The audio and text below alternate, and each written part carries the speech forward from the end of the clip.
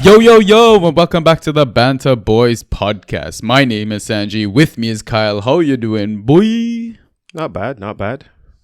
It's been a long game week. It feels like we got a Monday evening kickoff, Monday nighttime your time kickoff. So that was a good return, right? We had the Friday, the opening weekend, and now we got Monday. So Premier League is back, baby. Premier League is back. Yeah, man. And now we're gonna have midweek games, right? Because of this World Cup situation. Yep. That fucking World Cup. World Cup. I know, it's almost scripted. Kyler, I must say, your voice, it's so sultry, man. I know. Quality improvement. I might have to come into some late night talk radio. First time on the pod last week. I think that I was the laggard in terms of my audio quality, but it's stepped up now. Yeah, and the boys have kind of thrown you into the deep end. Ryan is out unwell. Ross is claiming to have lost his voice, but also going to go play, I think, basketball or something like that. Yeah, yep. What a traitor, man. Yep. Couldn't even play football. If he was playing football, I would have understood, you know? Ross, if you're listening to this, I don't know, you have to pay us like $5 each for covering for your ass, you know? Yep. Like, Ross is not here. I guess what I'll do is I'll plug in his voice so you guys will still hear his voice, you know? Basically for all the socials and stuff like that. So I'll do that right here. Yeah, for sure. So you can message us on Twitter and Instagram. Our handles at BanterB. On Discord in the Draft PL channel, BanterBoys, #6585. On Reddit, /Banter_boys. You can listen to us on Spotify, Apple Podcasts, Google Podcasts, SoundCloud, and YouTube, all under the name of Banter Boys.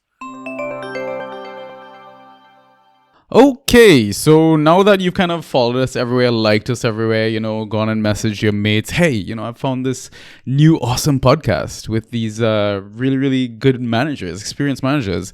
Yeah, you know, just share the content, share the love.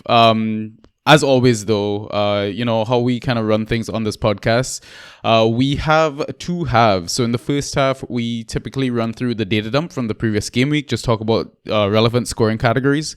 We will do a bit of an update on our leagues, you know, any moves we kind of made, take our halftime pint, and then jump into Twitter questions from our loyal listeners and fans. Thanks as always to sending those in, and then round things off with our FA/waiver picks for game week 3. But as always, we like to kind of start things off with some banter, but I mean it's a bit relevant banter as well. And also, like, in terms of like the league updates, I think we were looking at the retention rate. I think people kind of get bored of us just talking about how we move in our standings and stuff like that. So we're gonna try and make that discussion a bit more relevant, a bit more helpful.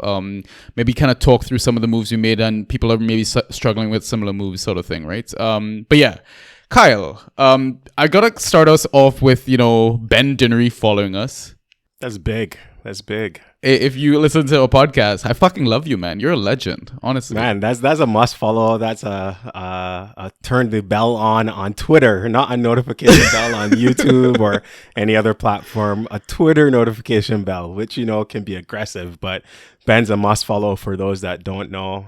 In the FPL and the Fantrax community, he's up to date with all the injury news. So if you ever want to know anything, just at Bennery and player name in the Twitter search bar, and you'll see all the comments of people tagging, trying to figure out what's the state of Martial's injury, which is a topic that I might have had to search earlier today. But yeah, like, big props to you guys coming on strong in season 3, getting some big names in the community on the bandwagon. Only up from here, boys? Yeah, for sure, man. Honestly, you know what I love about Ben is that he's so humble and easy to approach. Like, random people will be asking him questions and he will just respond, like, honest, genuine answers. Like, I mean, sometimes I can only imagine his mentions and his notifications. It must be overwhelming. It's funny, right? Like, with the explosion of FPL, like, managers overall, there's 7 million plus teams registered. Like, it must be mental. Crazy to be in his shoes every match day. I'm sure he has a separate device to be able to run that primary Twitter account. Yeah, for sure. All right. Next thing on the agenda, Kyle, you ran. Well, I mean, you asked us to run a poll for a trade that you did execute, right, in our Banter Boys League. So for listeners who don't know about it, you could find like the poll, and I think the poll is still kind of going on. I think it's currently had 137 votes. There's like 12 hours left. And just timestamping our podcast right now, Tuesday, 16th of August. It's near 11 p.m. in UK, 6 p.m. in Canada, right, Kyle? Yep. So the trade was basically trading Virgil van Dijk out, which is what Kyle owned. And the options were Malacia at Malacia plus 15 fab, which won 9% of the votes.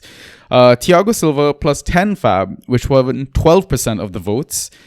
Diego Dalot plus 10 fab, that won 31% of the votes. And then finally, a Derek 1-for-1 Cristiano Ronaldo for Virgil van Dijk. So before we get into Kyle's, what the trade actually, the explanation and what he actually accepted, etc., I kind of want to run through some of the roasting comments, the first thing that came to mind is that episode of The Office when Michael Scott asks everyone to roast him. That's what I'm here for, baby. That's what I'm here for. I told you this is not going to be typical RMT. I'm not looking for people to rate my team. I'm looking for people to roast my team.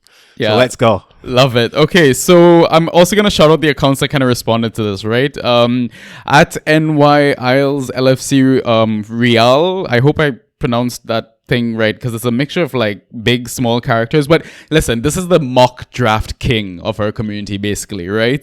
Chris, his comment, Jesus, none of them, lol. FPL Frank at KenBob 1989, additional option, impose trade ban against manager who suggested such a thing. Julio Jaramillo, again, I'm sorry if I butcher any names, at J Money Taco, none of those. Liverpool will course correct. I guess, Liverpool will steady their ship. The only one would be CR7 after the window closes, which kind of makes sense. Ari Johnson would not give up VVD for any of those. And Robbie responds to that, agreed, it needs a what are you thinking option. Carol responds, at Cade, none of those options come even close for me. At Blame Bish, David says, is there an option to keep VVD? Struggling to pick from the available options. Tom at Tom Rainer. Do we need to keep going? I mean, I get the gist of this. Yeah, like nobody all shocking options. Yeah, nobody liked the options on the table, right? So I mean, if I was to fast forward a little bit, I'll rewind and then fast forward. So for folks that are listening to the podcast from last week, I dropped it on the pod that VVD was on the block. So I haven't been shy with it, that I was trading him. I had already informed the group. Funny enough, it was an idea, and it was born out of listening to the preseason pods that Sanji was doing on all the individual teams, where there was a recurring question around, to these experienced managers about how do they approach trades. And I thought that was intriguing, given that our league last year only had maybe 7-8 trades. And I play a lot of other fantasy sports, so I'm here for the trades, man. Like, we have teams that find form and lose form, players that find form and lose form and get injured, and there's always these lineup changes that we're racing to beat the clock against every time the lineup sheets drop an hour before the game. So I was here for the trades, and I actually teased the idea before the season started that maybe I would aim to do a trade a week. Now, once the season did start, I thought that was probably a little bit too aggressive. So the actual working idea that I pitched to our league was that for every game week that I actually lose my head-to-head matchup, I'm putting a player that was in my starting 11 on the trade block. I am being a dictator, or rather, I'm setting a high bar for my players, and I'm going to hold them accountable for letting me down. So first on the chopping block was Virgil. He was my third draft pick, but draft picks mean nothing once the season has started. Like, actual performance on the field and the actual points scored in play, obviously, like, matters more than where I took them. So that's one thing that I wanted to dispel. And actually getting into the options that were presented, this was a mix of options that I proposed, plus also what was pitched to me. So given that this was the first week, and folks hadn't really like benchmark, like I don't think anyone, I was looking for data to back up my ass, but no one in our league had done auction drafts or mock auction drafts. So there's no real clearer value of what a player should cost plus fab.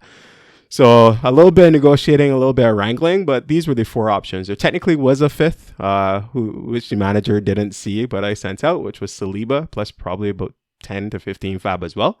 Yeah. But yeah, these were the credible options on the table. I would say when it came down to the end, it was actually Malacia plus 15 fab. I would say 20 fab technically I sent the offer at. And Cristiano Ronaldo, who were the final two. And funny enough, like as Sanji just recounted on the Twitter poll, those were the ones that the polar opposite in terms of the sentiment, the community sentiment on the poll. So yeah, I mean, any guesses which one I took? Dum dum dum. I mean, you can make your guess right now in your head, but yeah, the winning bid was Malacia. So do you kind of want to maybe explain your reasoning behind that and why not the other options? Yeah, no, good. I don't want to say explanation there, right? Like I think that CR7, somebody else already called out in the comments, still has the pending end to the transfer deadline as a wild card. So I could have been trading Virgil for CR7, 2 weeks of CR7 or 3 weeks of him, and then nothing, right? I wouldn't have gone back fab. I wouldn't have gone back like some priority pecking order on the waiver wire. So that was a little bit risky to me. Also in the context of my team, it was a little bit risky because I was already carrying 3 forwards, which were pretty nailed in terms of Haaland, Sterling, and Jamie Vardy. So from that perspective, it would have been appealing. And of course, the poll didn't actually put it in context as to who else was on my team. But straight up, I thought it was an enticing offer. I thought that if Cristiano stays, I think that it would have been good to have that additional piece of rotation. I could rotate fixtures probably for Vardy, Sterling, and Cristiano, or maybe Vardy, Sterling, and then start Cristiano and Haaland. But funny enough, I went Malacia. And the rationale there, as a United fan, for those that know, was that Luke Shaw sucks, and there's only a matter of time if I believed, well, what ultimately ended up happening would happen. Yeah, that United gets humiliated, that Malacia plays. The 15 fab was also appealing. As it says, technically somewhere between 15 and 20. The guy afterwards did send me a little bit. He sent me an offer of something else under the table, but I did not accept it. But let's see. The season is long, and the 15 fab still goes a long way, especially given that our waivers just opened and folks have been spending like drunken pirates, which I think Sanji has a beautiful example of that coming up after this. Yeah, I mean, shout out to you, Justin. I mean, it's not in our notes, but I'll definitely bring it up. Yeah, listen, I understand what you mean. Like, I think you went in with, a prediction and it almost came right. Like, it's 50% there, the fact that the United defense got absolutely humiliated. Shaw was part of that humiliation. Malacia could turn out to be a fucking smash and grab at this point, right? Because there must be a reason that Eric Ten Hag recruited this guy as well, right? I mean, if you go back to our fan series podcast, with Tash, he also said, kind of look out for Malacia. He could be someone to kind of consider moving forward. And I mean, right now you're sitting, with the most money in our league as well? And we do know, like, towards the end of the season, you basically control the player pool at that point, right? Or unless, a big asset still comes in because the window is still open. Yep, that's exactly it. So I moved up to probably, there's a subsequent trade, which I don't think we'll get time to chat through, or we could skim it over. That one's less, I mean, it's more blockbuster in terms of fab, but I think it's less sexy or less dramatic because it was the first offer of this game week that went out, but I'm sitting at 140. Yeah, you were livid because you snooze, you lose, buddy. I was you so livid, yeah. I decided to go out and get some food instead. So, I mean, there you go. Like, you eat, you I don't have a rhyme. There's a rhyme. I don't have a rhyme, but yeah, like there's definitely a rhyme there. Yeah, you snooze, you lose. You gotta be on the pulse when these things get sent out, or like you need to be proactive and send out offers if you think that the other manager is open to trading, right? Like especially off the back of disappointing blow losses or really close heartbreaking defeats as some managers have had in the past couple of weeks. Like you kind of want to know what your game plan is and be ready to pounce once waivers clear and once the free agent pool is opened up, right? So nothing doesn't hurt to start planning ahead. So yeah, I've started up a little mini war chest of fab, so I'm ready to go. I'm ready to bid on the players that I want to have. And to your point, like the season's long. Let's see if I can get myself to 8th place. That's all I'm aiming for. 8th place. I just need to get into the playoffs. Season. Yeah, I just need to get into playoffs, and then anything can happen from there. We don't get anything for winning the regular season, man. So I'm just looking to get into the playoffs. Yeah, I mean, I thought of the rhyme as well. You go eat, you get beat. Oh, there you go. There you go. You know. So listen. I mean, to go back to your point as well about the draft doesn't mean shit sort of thing. Go back to last season. Emmanuel Dennis and Ethan Pinnock, 2 top 50 players overall. I don't think anyone would have drafted them in the first 10 rounds. Yep, you're teasing the second half after the halftime pint here, right? Like people come here for the sleeper picks. They come here for the under the radar budget picks that will be those like gems that will carry them throughout the season. Exactly. All right. Let's move on though. There are a couple of other trades that I do want to maybe question. We'll kind of quickly skim over. So another trade that you kind of executed, I'm assuming because you lost game week 2 as well. I did. Oh, yes. Yes. So, I mean, that was the TLDR as well. Like, the trade got executed. I did not play Malasia, but funny enough, Malasia ended up on more points than Virgil this game week. So, wow. I mean, who's crying now? Okay. Time will tell if this deal was good or bad. But I lost my matchup, and as a result, someone had to go on the trading block. Unluckily, it was my second round pick this week. And that was Raheem Sterling. So he went on the block right away. I sent the first offer out, and others were formulating offers like yourself, Sanji, but it got accepted almost instantaneously. So it was for Anthony Martial, plus 30. Kind of a little bit of longer term thinking there as well. What if Ronaldo leaves? What if United can't sign anyone? Martial, funny enough, in the preseason, looked like he was a man reborn. He was driving the attack. And honestly, like, we might or might not talk about United later, but I think coming into this season, if we did stick to what we were playing at the first part of preseason, we would be in way better shape. If we look at the squad now and a lot of the chopping and changing, moving Eriksen around and Cristiano coming off the bench and then starting the second game, like none of this is literally preseason.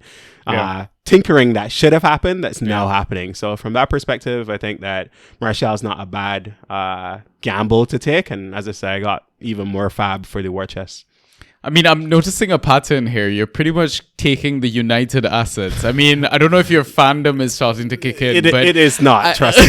It is not. Like, honestly, I could not care less. And I know you wanted to avoid talking about United as much as possible. You almost banned it, I think, as a point of conversation. But we've got to kind of touch on it. I'm sure everyone's talking about it, right? The 4-0 loss to Brentford. Can you give us maybe a quick recap of what went wrong? What do you think might change moving forward?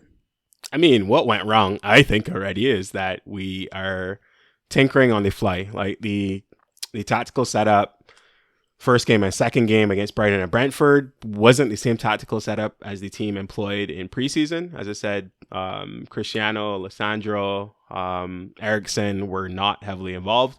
A lot of the kids were, and we rotated. We started each match with basically the same starting lineup, except for the last match where we went back-to-back days. And then we had discipline. All accounts coming out of United camp, even before like they went on tour, was that Erik ten Hag was very disciplined and like regimented and purposeful in the planning that he wanted to put into this. And he was committed to working with the squad, right? That was available to him. Coming into the actual season, we can see that there's a lot of noise and a lot of those plans are being disrupted through no fault of his own. On the flip side, though, I would give Brentford a lot of credit. Same way I would have given Brighton a lot of credit last week. They were very disciplined in their approach to the game. They were very well drilled. They knew what they were doing. They employed a really high press, and they put United under pressure, like from the front. So when you look at the goals and you go on, I don't know, watch Match of the Day or any review show, they'll probably zero in on that. The pressure that Tony and Jensen and these folks were employing right at the top and right through the middle as well on Eriksen. And the team didn't adjust. United playing out from the back, silly in my opinion, especially after the warning shot before the first goal.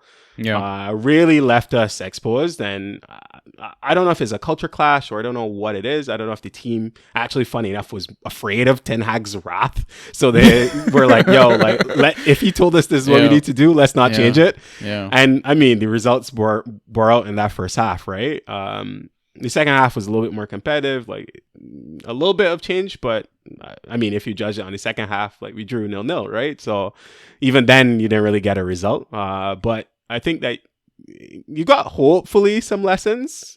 I think at the top of the house, the public discourse is obviously about the ownership and management, but I think also for the coaching staff and the players, hopefully they got like a good lesson and a good wake up call. It's only 2 seasons in. If we beat Liverpool next week, we go on top of them in the league, right? So there's still a lot of football to play.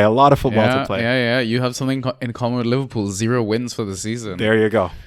All right. Last trade I want to touch on is a trade that I actually executed today. And that was Keenan Dewsbury Hall and 5 of like, so KDH was basically my asset, and I got in Kai Havertz.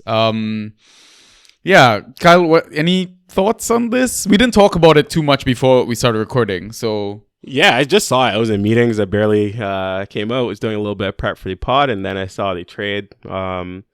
No real big thoughts outside of the fact that, and I guess we're jumping ahead a little bit here, Sanji was fielding an ineligible team. Yeah. This man's had 20 midfielders and needed to dump one. So, I mean, I don't hate it from the perspective of getting somebody off your team or like making your team valid again at a minor cost. I think Havertz looks like feisty. He looks involved. Like he looks committed, at least to start the season. Now, of course, Chelsea's still in the market for, it feels like 20 players. So let's see what the squad looks like when the deadline closes. But I don't hate it. I don't love it. I think it's pretty fair and pretty neutral. Like, let's see how it plays out on the field.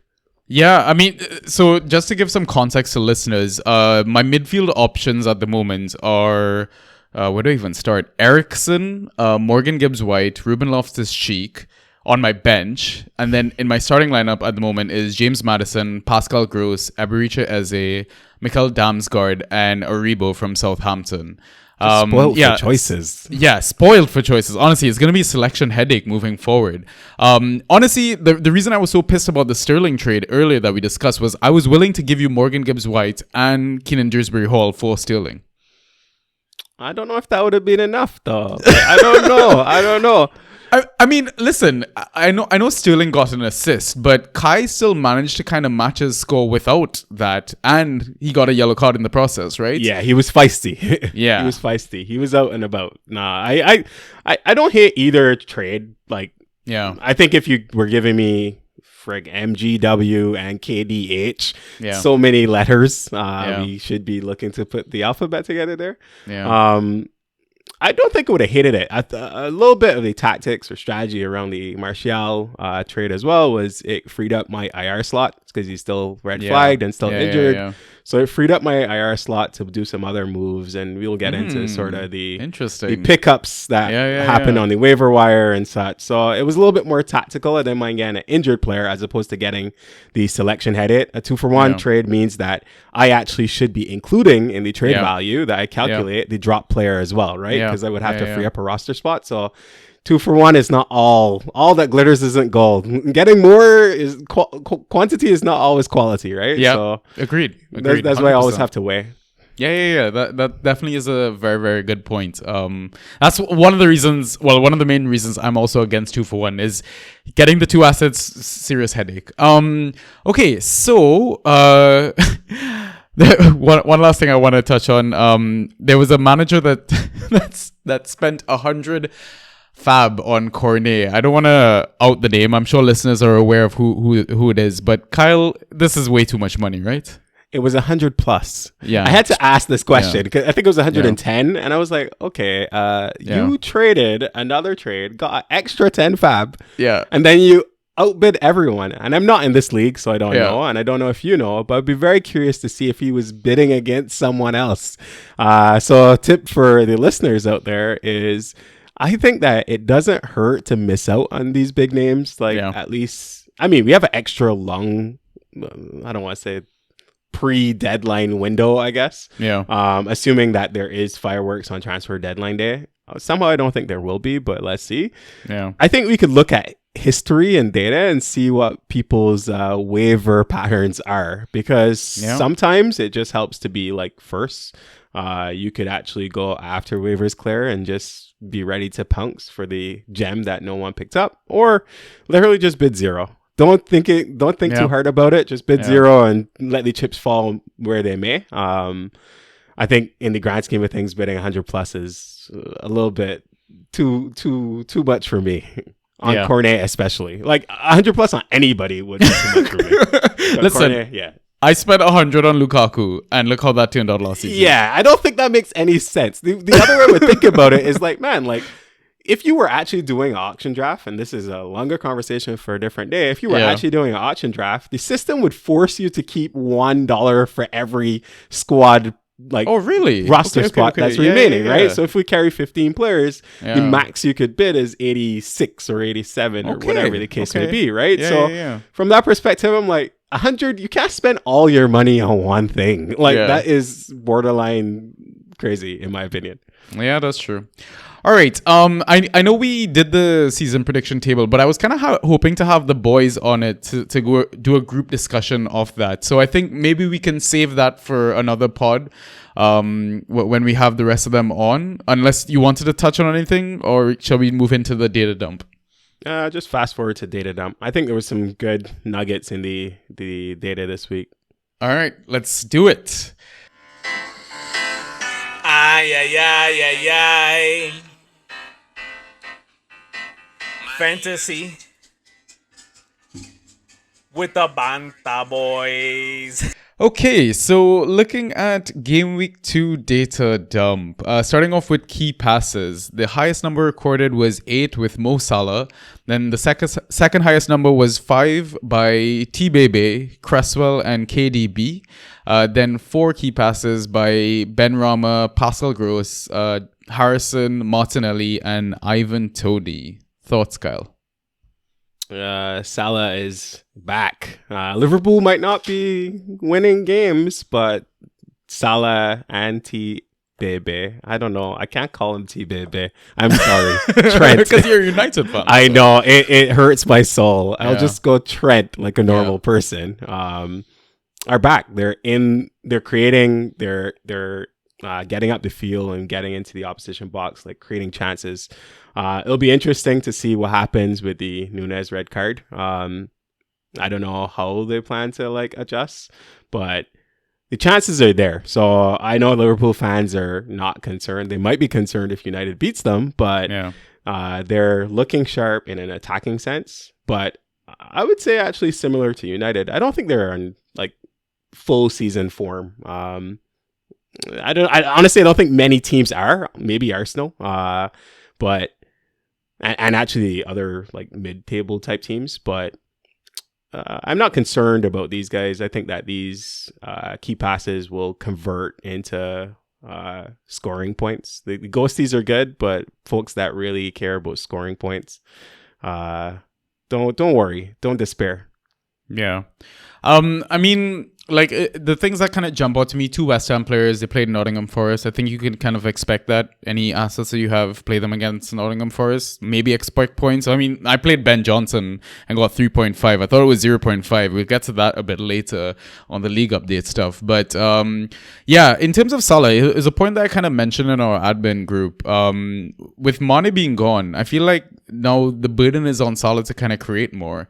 We know Diaz is just as trigger happy as Salah is, but Yeah, I'm wondering maybe that's why we've seen like an increase in like Ghostie's production from Mo, because we've seen in the past he has the ability to get 1 to 3 points in a game sometimes. Yep. Yeah, no, I totally agree. As I said, it'll be interesting to see who actually is getting the goals. Yeah. Diaz definitely does love a shot. He'll shoot from anywhere. Yeah. So I don't think that there's a problem with getting him set up to take a shot. But Trent, I don't know. I know you were looking at the heat maps. Trent's getting way forward, especially the back end of that game as they were chasing it with 10 men. Yeah. He was up the pitch. I want to say, and I know this is maybe blasphemy, is he a better asset than Cancelo? Just in terms of his... I mean, he's proven positionlessness, I guess, right? Like I just thinking in terms of positionlessness, as opposed to being like pigeonholed into being like the best right back in the world, right? Like I think that's the thing with Cancelo.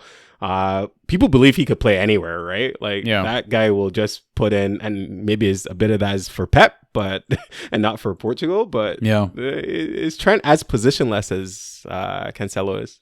I mean, I've got to add a little bit of a correction to that statement. He's probably one of the best attacking right backs in the world. I will still debate this with throwing one Reece James into the conversation. I know. Yeah. I mean, in terms of like Trent as well. There was something else that I kind of wanted to mention at this point. Fuck it. I don't know. I forgot. Anyways, we can move on. I was going to say one more quick point, and I think you'll get to that when it comes to some of the other stats as well, is Harrison is back in the business. Harrison was top of this list last week. He's back in the business. Leeds is attacking. We'll get to Rodrigo with shots shortly. Tony, of course, was involved. As I said, these guys were pressing from the top, and he had that gem of an assist for the Mbeumo goal on the counterattack. So I think it's good in terms of the usual suspects. I think it's good to see that these names are performing. And if you were lucky enough to draft them, I don't know, maybe you want to sell high. I'm just here to spark the trades. I tried. Listen, I asked Nutton. So I slid into Nutton's DMs. So Nutton is another manager in our league. And I asked him, "Yo, are you up for a trade?" This man straight up told me, "Bro, I don't like anyone on your squad. I'm first in the fucking league, by the way, with like the highest points scored. Your 8 mids who are all on like set pieces and our creators are not appealing. Not appealing to Nutton. You win some, you lose some. You'll circle back. You'll circle back in a couple weeks and shove it in his face, right? Yeah." Hopefully. But I do remember the point I wanted to bring up is I think that United-Liverpool game is now very nicely poised in the sense that United need to fucking respond. Liverpool are gutted in terms of injuries. May we see Malacia versus Salah? I mean, let's go. Right? I mean, I probably won't start Malacia, but I don't think I have the balls to do that. But let's see. I think it would be a good head-to-head. Malacia is feisty. I think he likes the man mark. I mean, we haven't seen it, or I haven't seen enough of him in the Prem, but I think he's not afraid. He has like good defensive instincts. Funny enough, he looks like a more refined AWB. Yeah, you know, Wan-Bissaka, it sucks going forward. He was a points machine, man. Yeah, because he's a tackle beast. Like he has closing speed. He's Spider for a reason. Like you know that he'll close down and he won't be afraid to put in a tackle. And I think Malacia has some bite in him. It'll obviously be interesting to see how that translates in terms of like fouls and yellow cards and if there is a potential for him being sent off. But I think that'd be a good head-to-head matchup to see. Sign me up for it. All right. Let's go on to the next category then. Shots and how many of them were on target. Highest number of shots recorded. This, I feel like, would be an easy guess. Jesus with 7 of them, 3 on target. Cristiano Ronaldo had the second highest number of shots attempted, 6 of them with 2 on target. Then 5 shots attempted by Rodrigo with 3 on target. Nunez with 0 of his 5 on target while he was on the pitch. Thank fuck. Then 4 shots attempted by T-Bebe, 0 on target. KDB with 2 of his 4 on target. Mitrovic with 1 of 4 on target. Souček with 2 of 4 on target, who I thought was unlucky not to get a return this game week. Neco Williams with 2 of his 4 on target. Looked really good in his game as well. Should have scored. And Zaha with 3 of his 4 shots on target. One of them being a goal versus Liverpool. Thoughts, Kyle?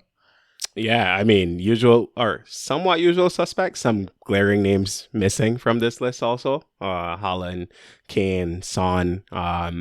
But running down the list, like I think that they're all like emblematic of the head to like the actual game on the field, right? Jesus, 3 of 7. Man, he should have scored 7 of 7. His chances were like I don't say on a plate, but like there Should have were had some 4 goals. there were some good chances that Yeah. he should have at least gotten the hat trick, I would say. Yeah.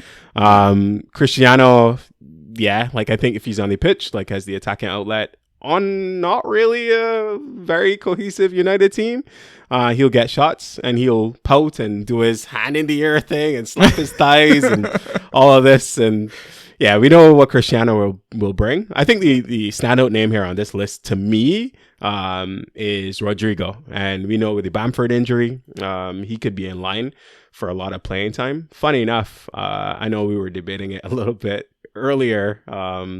I think he's good, man. I know that question was from an FPL perspective, but I think he's good.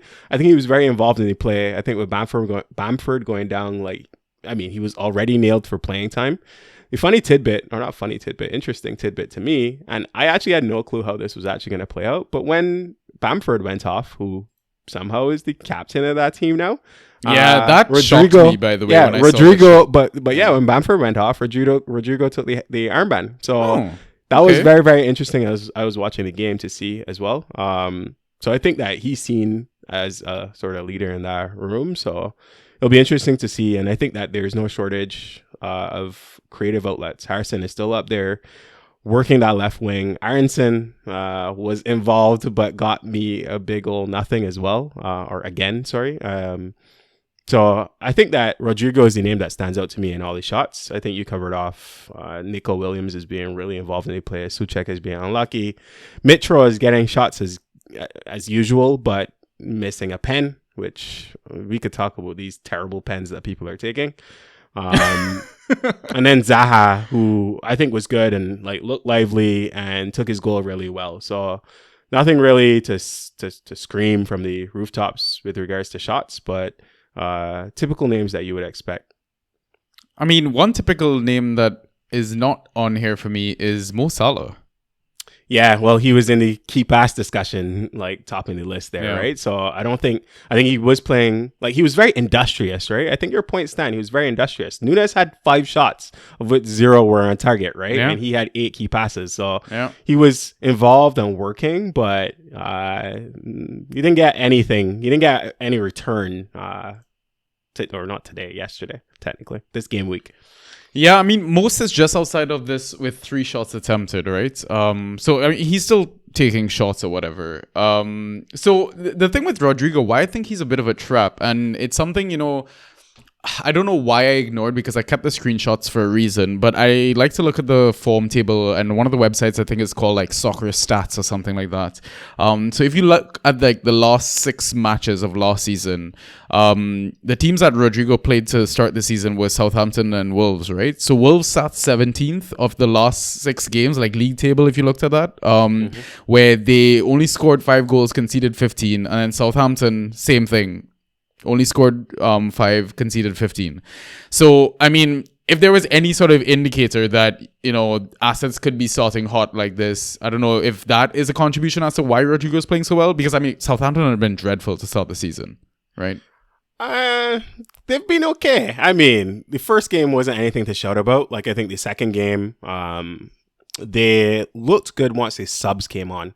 I think Southampton is just one of these teams, though, right? They'll get hot and go on a streak and win some games that you might not expect. And when all is said and done, they'll end up like 13th. So if on a good day, they might end up 13th, right? So from that perspective, yeah, I think that a little bit might be fixtures and the difficulty of the opponents that Rodrigo has faced.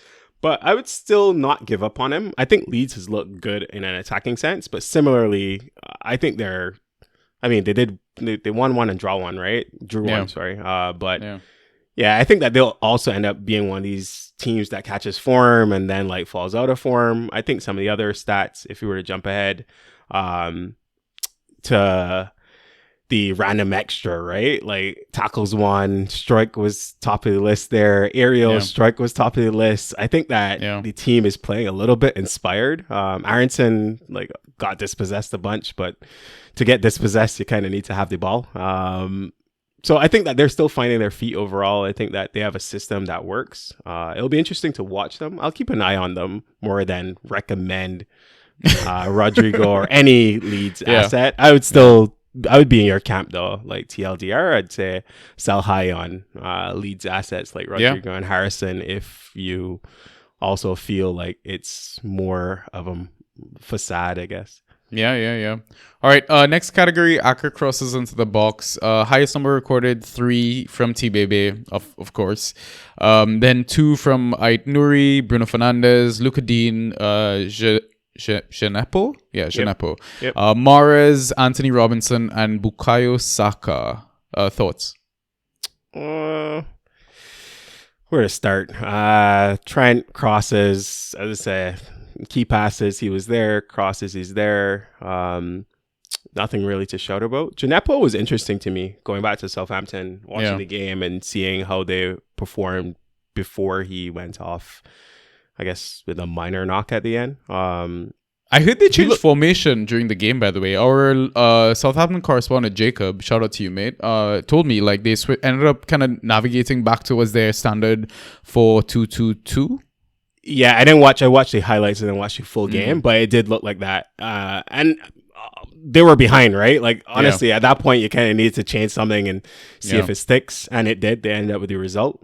Their subs look good, who don't show up in these stats, but might show up in some of the sleeper gems that I would target, possibly, depending on your lead, the structure of your league, sorry. I think that Genepo looked good. Yeah, as I said, I think nothing else really stands out. Luka Dean, Bruno, Ait Nouri, Anthony Robinson, Saka, Mahrez, like all sorts of usual suspects wide, putting crosses in. But yeah, Genepo was the name that stood out to me as like a little bit interesting. Yeah, he smashed out the ghosties, I think around 14 of them. Yeah, I mean, he had dribbles. This guy had another 5 dribbles. Right? Yeah. So he was definitely up there in terms of ghosties this game week. Yeah, I mean, we could jump right into the random extra then, right? Because we kind of did mention a bit of them. Highest number of dispossessions, 5 of them from that kid, Aronson, man. Going from a glorious 0 points to 1 point. I think a lot of managers have kind of just gone fed up of him and are dropping him. Kyle Walker-Peters as well, dispossessed, even though he scored the winner. Then tackles 1, like Kyle mentioned, highest number 6 by Stroik. Then like the likes of Luis Diaz, McAllister, and Tyler Adams popping up over there as well. Aerial 7, highest number, Stroik, and Niakate from Nottingham Forest. He's starting to give me Ethan Pinnock vibes. I don't know why. And then highest number of successful take-ons or dribbles or whatever, 7 of them by Luis Diaz and Eberechi Eze. So basically from the same game. And then 5 was the second highest number from Genepo. Oh, I'm gonna fucking butcher these names, man. Genepo. And so Marcus Rashford. I thought he was a dead asset. But yeah, final thing is highest number of clearances and highest number of block shots from one Joachim Anderson, 10 and 4 respectively. The guy who got into Nunez's head. I fucking love that clip that's going around the compilation of just him, not even bullying Nunez, but just, I don't know, playing smart, I guess. Smart centre back play. Yeah, it was just smart, savvy play. It was experienced. His experienced Premier League defending, I would say. Nothing more than that. Nothing seemed like below board. He wasn't pulling anyone's hair or doing anything sketchy. So honestly, I thought it was all fair. And Nunez reacted and he sold the headbutt or whatever, and he got red carded. Like, that's all fair in my books. Yeah. I mean, nothing else really kind of to jump out there. I mean, Luis Diaz, like, just hardworking gen press from Liverpool players. McAllister playing a deeper position. That's probably why he's getting those points and stuff like that. But yeah, I think you guys should buy Anderson, man. If you need a centre back at United, go for this kid. I'll be for it. I'll be for it. Let's now move on to the next segment in the pod, league updates, right? So we'll try to make sure we kind of talk about relevant stuff. So hopefully you kind of stick through this one. Kyle, I'll let you go ahead first, though. How did you fare? And we're gonna look at not just your result, but like any regrets, your roster concerns, and like FA waiver picks that you would have made. Honestly, this segment will be short, folks. We already talked about it earlier. I lost again, so I am 0 for 2 to start the season. Not last in the league, which is a good thing because I still put up decent scores. So that was the one highlight to me, seeing that even though I only put up 67 points, my opponent had 108. I had no shot going into the last game because tactically or strategically, I fired all my bullets. I had the Liverpool player on my bench, but I didn't even wait to see if they would start and put them on, and that was Fabinho anyway. So I didn't expect to make up a 40-point or 30-point gap going into that game anyway. So yeah, honestly, looking at that, forcing myself to make a trade coming out of it, I just figured looking ahead, like I might as well do a little bit of surgery on the team. So I already mentioned that I traded Sterling for Martial, and then I wanted to work the waiver pool. I resisted up until the last minute, and I put in a cheeky $1 bid on Emmanuel Dennis, which won me him. Criminal. Yeah, kind of criminal. Honestly, Yeah. that was a little bit of just last minute shenanigans to see. Hey, I wonder if people realize that he's being added to the player pool. Yeah. And he wasn't. And then when free agency opened up, I picked up two of the names that we just mentioned in the data dump, in Pascal Stroik and Gineppo from Southampton, replacing Fabinho and Alvarez. And the rationale there is Fabinho coming up. The Liverpool game is, again, the Monday game against United. So if everybody on my team plays, depending on how my head-to-head goes, like I probably won't use him anyway. And then Alvarez has been only coming on as a sub. In his sub displays, he's not putting up any ghosties. He's not lighting the world on fire. Part of that is, of course, he's new to the league, and I'd say City has arguably not had difficult games. So Pep rotation can come, and Alvarez is still a good asset, but at this point, I just wanted to get some roster depth. So that was my approach coming into this. And then looking ahead to just the head-to-head matchup, part of what I mentioned with this last game week and the first week is just covering off a little bit of who my opponent has. So looking at that, there is Awoni, who Dennis kind of covers off. Let's see what that starting lineup for Nottingham Forest looks like. Yeah. Honestly, with the number of transfers that they're making and they're still in the market, they got Mope and they got whoever, and I can't even keep up. Doesn't make sense. I feel like they've bought two starting 11s Yeah. at this point, but let's see what that team looks like. And then my opponent also has KDB, of which I have Haaland. He has Solly March. I have Caicedo. So I think tactically I kind of line up on a couple of big players that could return points from my opponent. And then outside of that, I just needed some flexibility in terms of my subs. I have mids like you, Sanji. I just don't have 20 explosive starting mids on set pieces. So just looking to get some good, solid players to round out my bench. Man, like I told you, I'm still willing to do that Morgan Gibbs White for, who was it? Ben Davies trade. I feel like it favors you more, but I don't know. That's one to debate. There's still time until the next for sure game week. Exactly. I mean, in terms of you streaming a goalkeeper, like what's one of the things that you look out for? Is it just the number of saves that they're making, or the number of shots on target that they're facing? Yeah, that's a good call out for folks that heard last week. I had De Gea. Yeah. A good thing I dumped him. And I mean, the plan was always to dump him. I didn't really want him as a goalie, but I didn't draft one.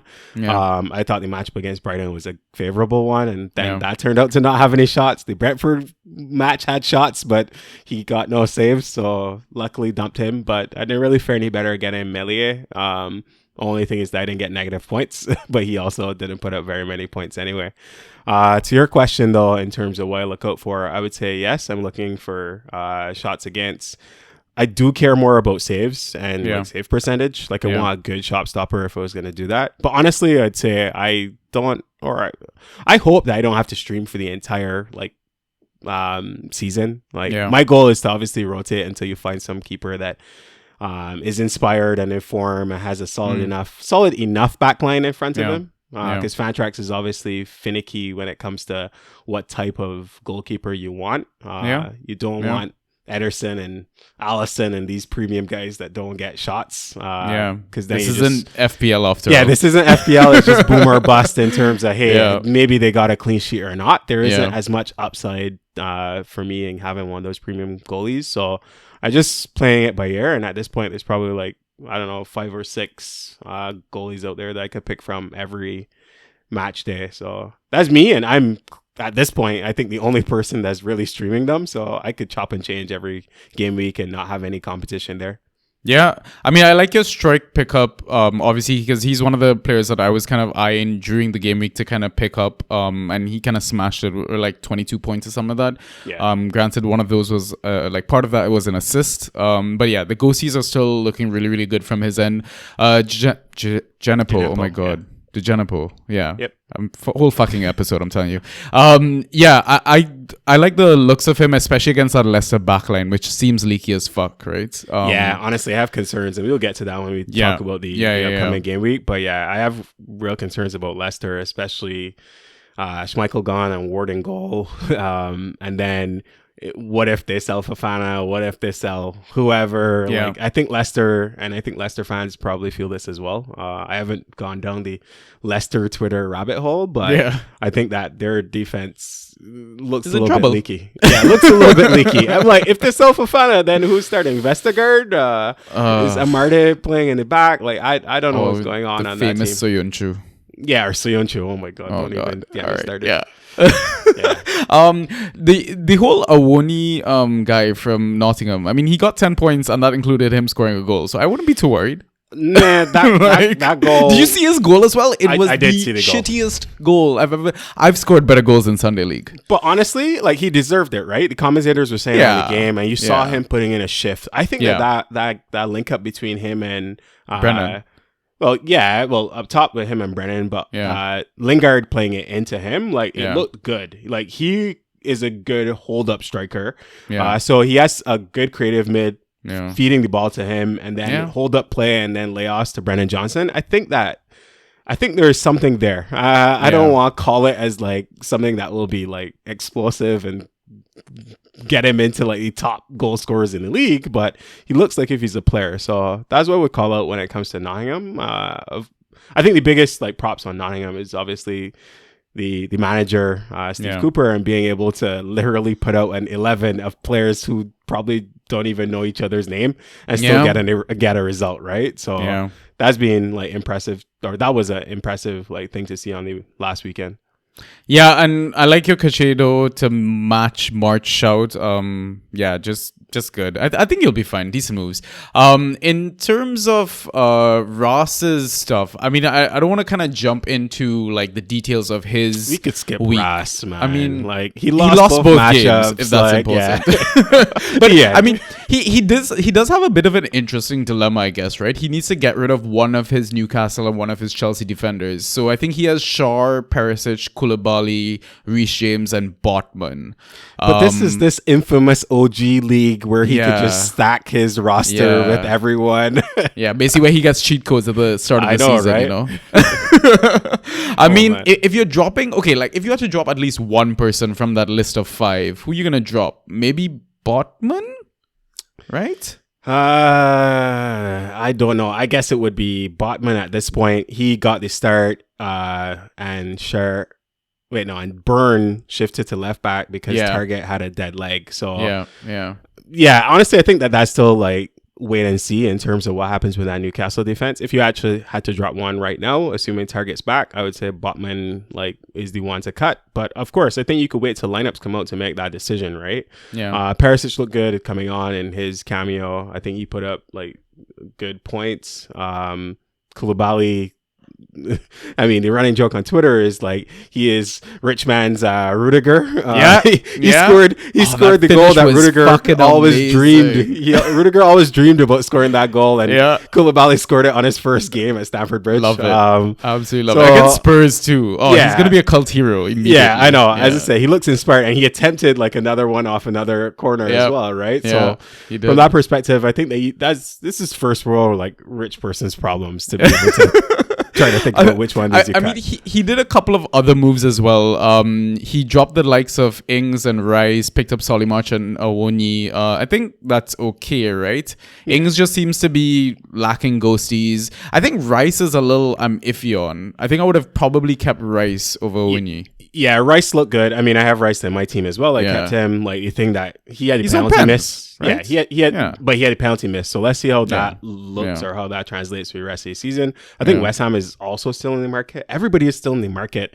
And obviously this is like an illusion. It feels like everybody is still shopping because the season started earlier. But we know this time last year or prior seasons, folks would have, like, all the rumors would have been swirling, right? And your favorite, this fucking World Cup is coming, right? So I think that teams are definitely buying ahead and like planning for, I think, like a tale of two halves that could happen with this season, right? You don't know what happens as people leave, and will they keep their form through the tournament? And if they go deep in the tournament, does that impact like your actual like continuity? So it'll be interesting to see how final rosters look at the end of the deadline. So that's why I am just like, I am not attached to anybody on my team because anything can still happen between now and like the deadline.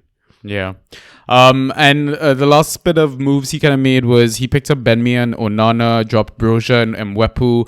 Not sure how I feel about that Benmi pickup. I feel like Mwepu is kind of proven. It wouldn't surprise me if Potter rotates McAllister out of that CDM position, brings Mwepu back.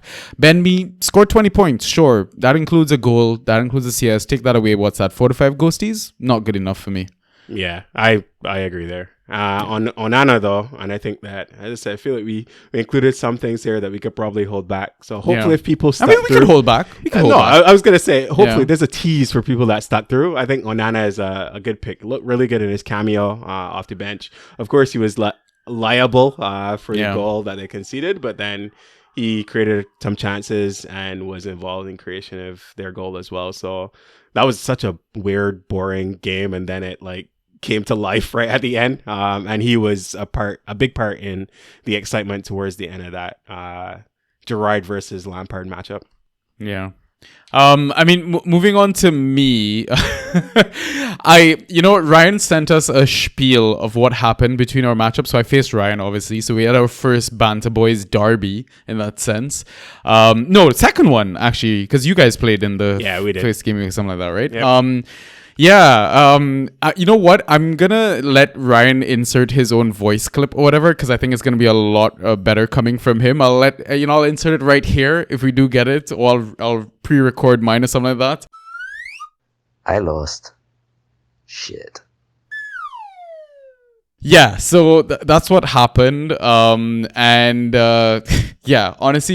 the fantasy gods were just smiling on me, honestly. In terms of like regrets, I think maybe I regretted not trusting my gut to pick up Stroik or Johnny. Just, I felt like they had enough ghost points in them to warrant a pickup. And I mean, they both ended up, one getting an attacking return, the other one keeping a clean sheet, luckily, because Mitrovic sucks at fucking penalties.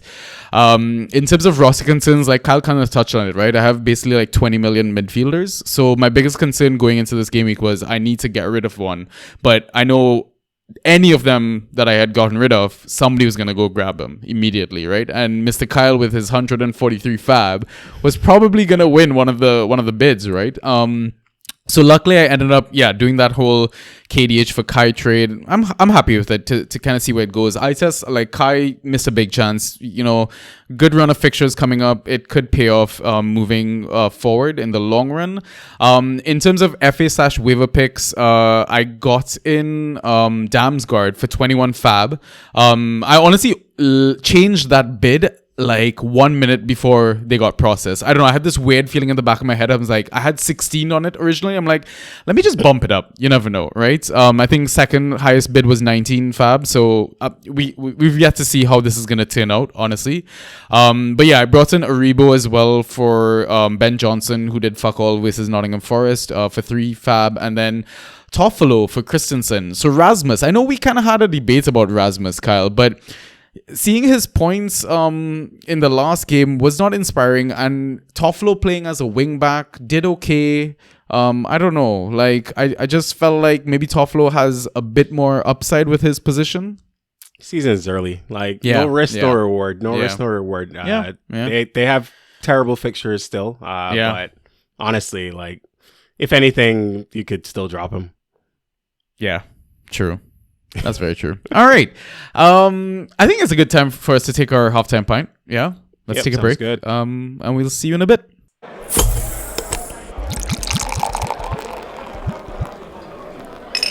And we are back. Okay, so we've got some questions. Thanks, fans and listeners, for sending these in via Twitter. And we got one from Discord as well, one of our regular listeners and a guy that I just chat with all the time. So we'll get started right away. So first question coming in from FPL Frank at KenBob1989. Adam, I do remember your name now. And I apologize. But I do, thank you for that cute picture of Frank.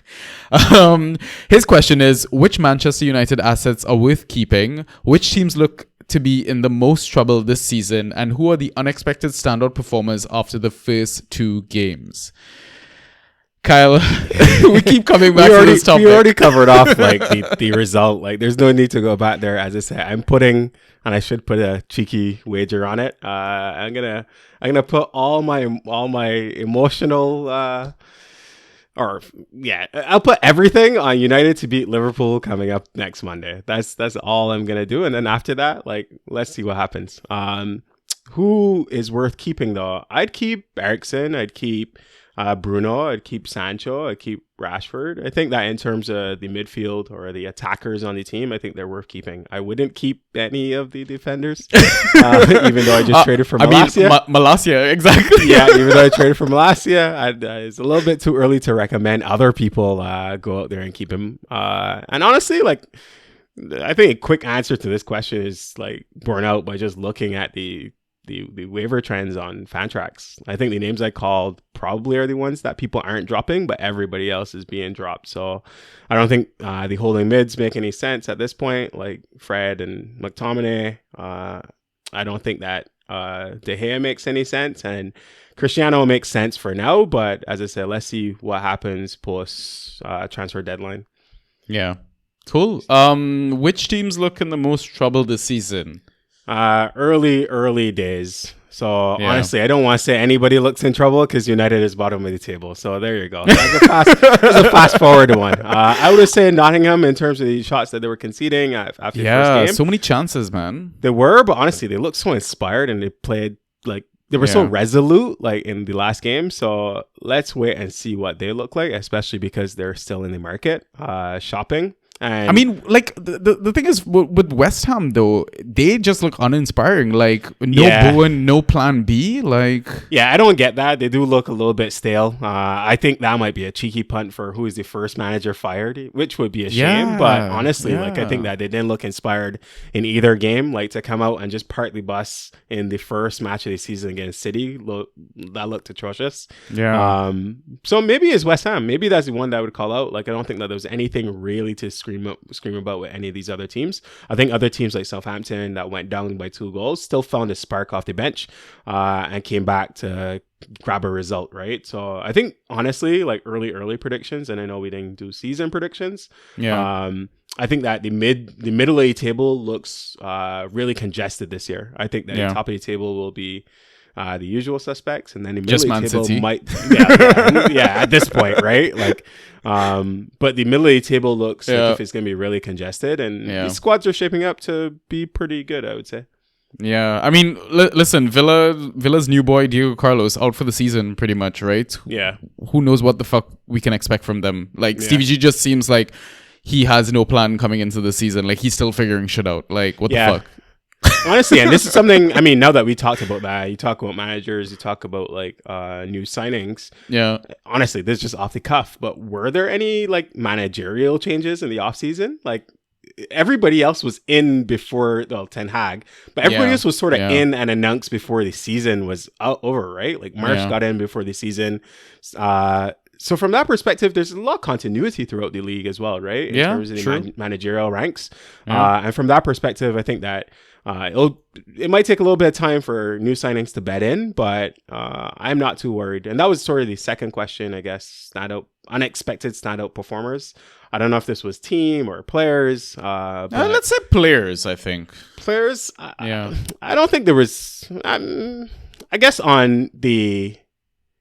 It's 2 games, so honestly, I don't even know if I could draw a good sample size from that. So honestly, I'll punt on that one. If we get that question circling back in a couple weeks, like, I feel like I could give a better answer. I mean, I've got a couple of names. Maybe Pascal Gross. Maybe people thought that he was gonna be rotation prone. I mean, again, you said early part of the season, Potter can still wield his madness. Dean Henderson. I don't know if that was necessarily an unexpected standout, right? I think they got a clean sheet, which was maybe the surprising thing. But looking back at him at Sheffield, like, he saves, right? Like, he can get saves.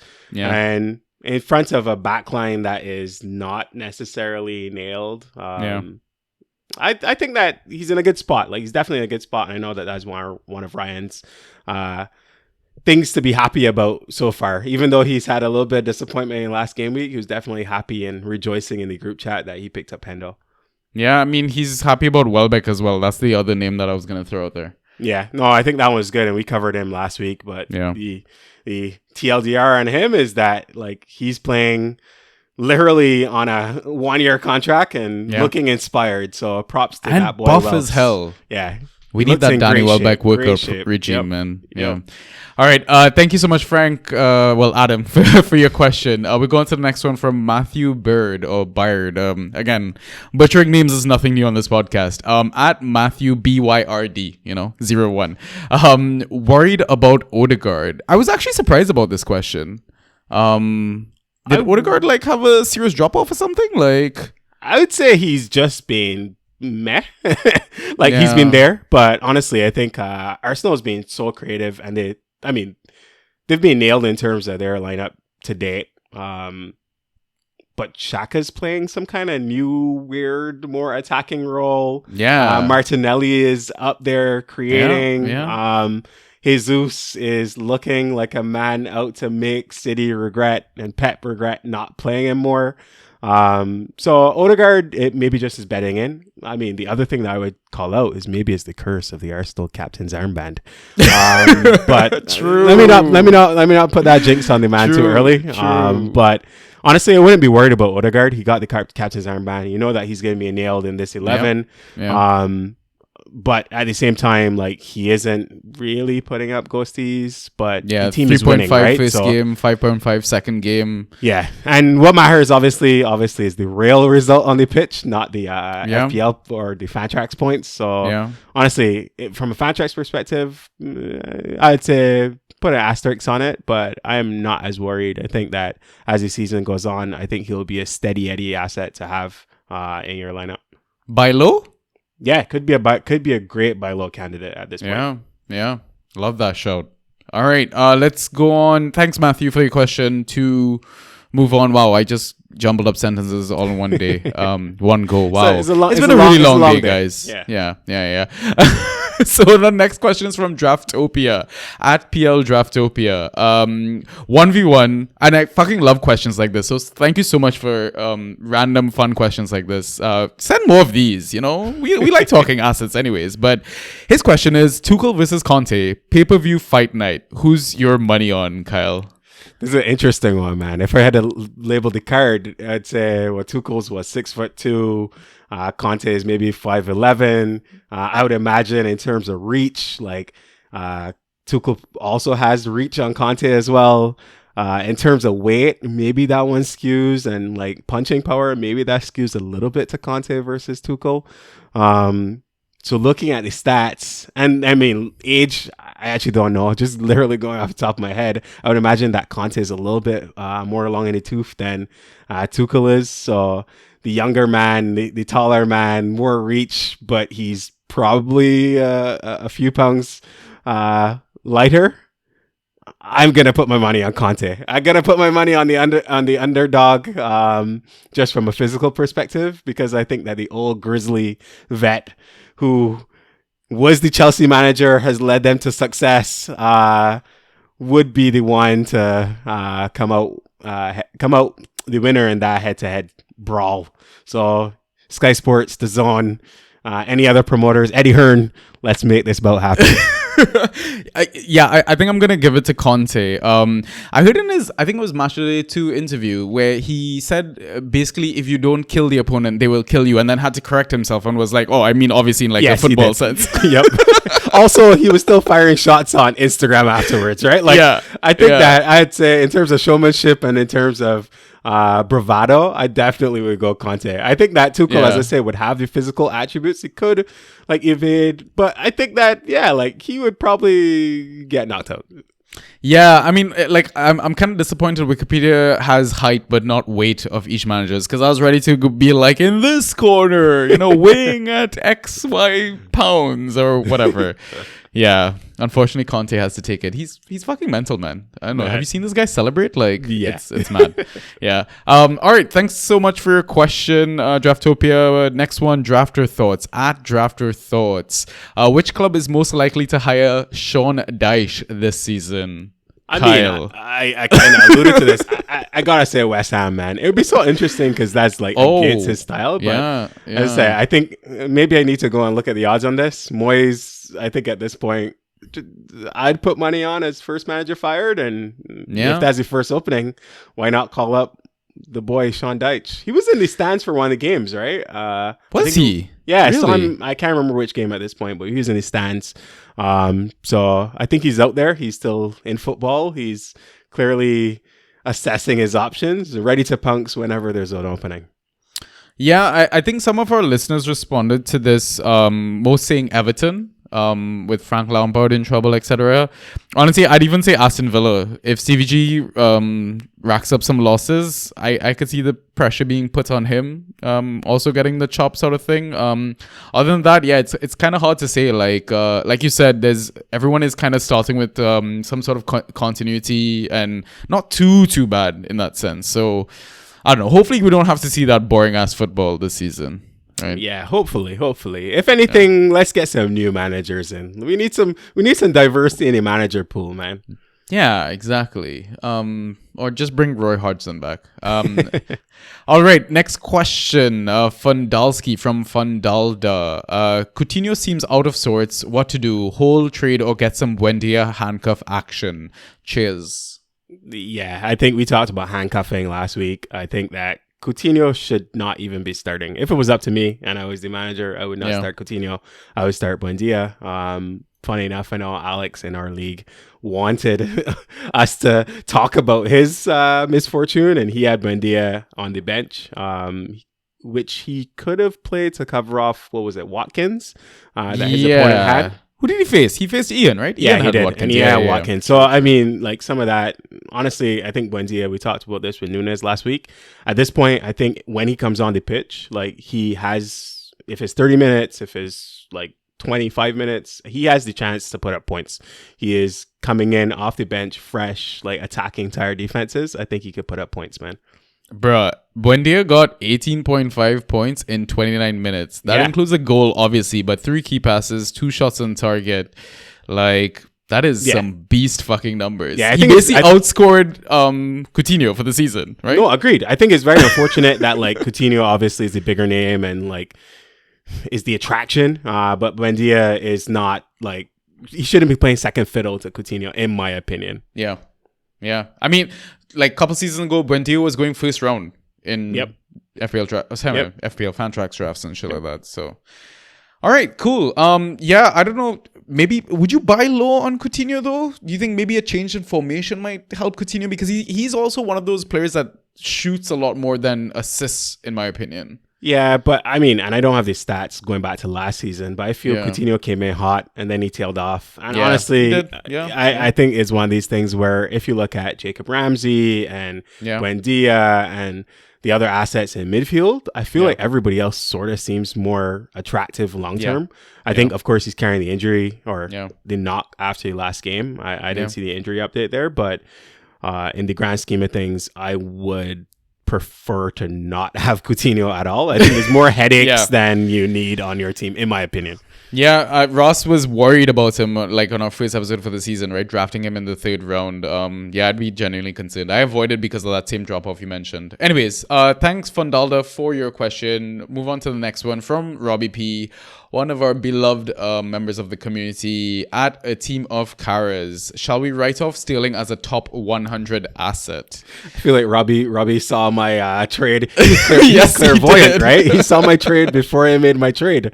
As I said, that's a little bit of self-imposed punishment for myself, but I wouldn't write off Sterling. I thought he played good, and Ras, that he took the trade from me. I don't think I ever mentioned that. So Ras was the one that traded Sterling to Martial. He did not wait at all. As soon as the offer was in his inbox, he accepted it. But I wouldn't write off Sterling. He looked good. He was very involved in the play. I think he was disappointed, or he should have scored in the game. So from that perspective, I would still be high on Sterling. I think the thing that does give me a little bit of caution, which is why, well, I didn't have any question or like debate in trading him, was what happens if Chelsea gets another striker. Obama blood clot young. Yeah, exactly, right? So, I mean, these rumors are still out there, and I don't know what it looks like. I think he's too... So there's also a little bit of a shot at the Jamaican legend that is Raheem Sterling, but he's too small, man. He's too small to play up top by himself. I think he's too small. I think the entire Chelsea front line is too small. And from that perspective, I don't know if he could play up top by himself, and if Aubameyang or another striker comes in, it'd be interesting to see how the formation changes. So I think that it could change in his favor, because then he'd be more creative and he'd be more likely to get key passes and such. But I'd still be high on Sterling. Yeah, I mean, it is concerning me, like you mentioned, like, you know, in terms of height and stuff like that. I think that's why maybe Kai is slightly more attractive, is winning the aerials, being part of that front three, let's say, or even front two. Sometimes on Who Scored, when you kind of tinker around with like the time lapse of the last game, even I think we had like Kai and Sterling up top, and then it was Kai, Sterling, Mount. But I mean, looking at Sterling's points outputs, right? 4.5 in the first game versus Everton. 2 of those being like 4 points of that 4.5 being 2 key passes. But then the game versus Spurs, he got 8.5, 2 key passes, but there's an assist in there as well, right? So if you look from like a Gosie's perspective, it's a little frightening. But lest we forget, a player of Sterling's capability, like, he can score hat tricks on his day. Like, yeah, I mean, that's it, right? And I think the fixtures turn for Chelsea at this point. I mean, as in, like, I think that these defenses are all shaky. Leeds, Leicester, Southampton, West Ham, Fulham. Yeah. So that's a great run of fixtures all the way through the international break. Something like that. So so from that perspective, there's a good run of fixtures. I think he's nailed on to start. I don't think there's a rotation risk per se at this point. So I think he's a good asset to hold on to, or if you could go out there and get him from a manager like myself, go get him. Go get him.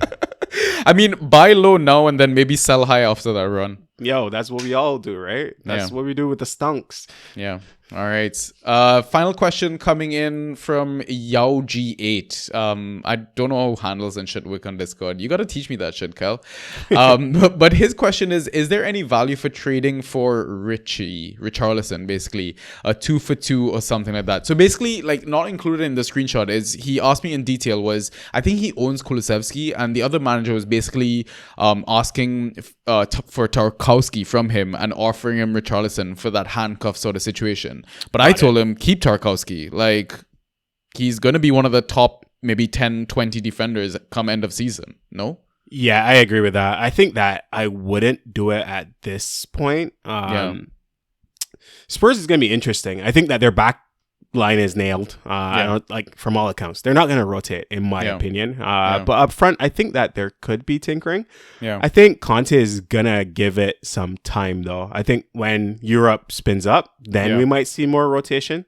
Yeah. Of course, some of that will be self-imposed due to injuries and rest and the likes, but I wouldn't chase it right now.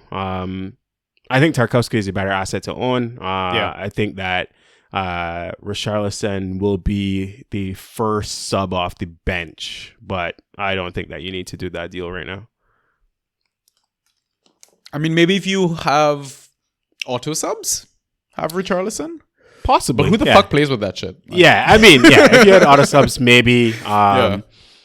But as I said, I don't think there's anything really. Like, of course, he was suspended for the first game, so we only saw the how many minutes was he even on a pitch? Like, I don't know, 30 minutes, 32 minutes of like play, and he was involved. Like, he was involved, but it wasn't even in ghosties. He was just a pest, and he was just actually changing or forcing Chelsea to change the way that they were lining up.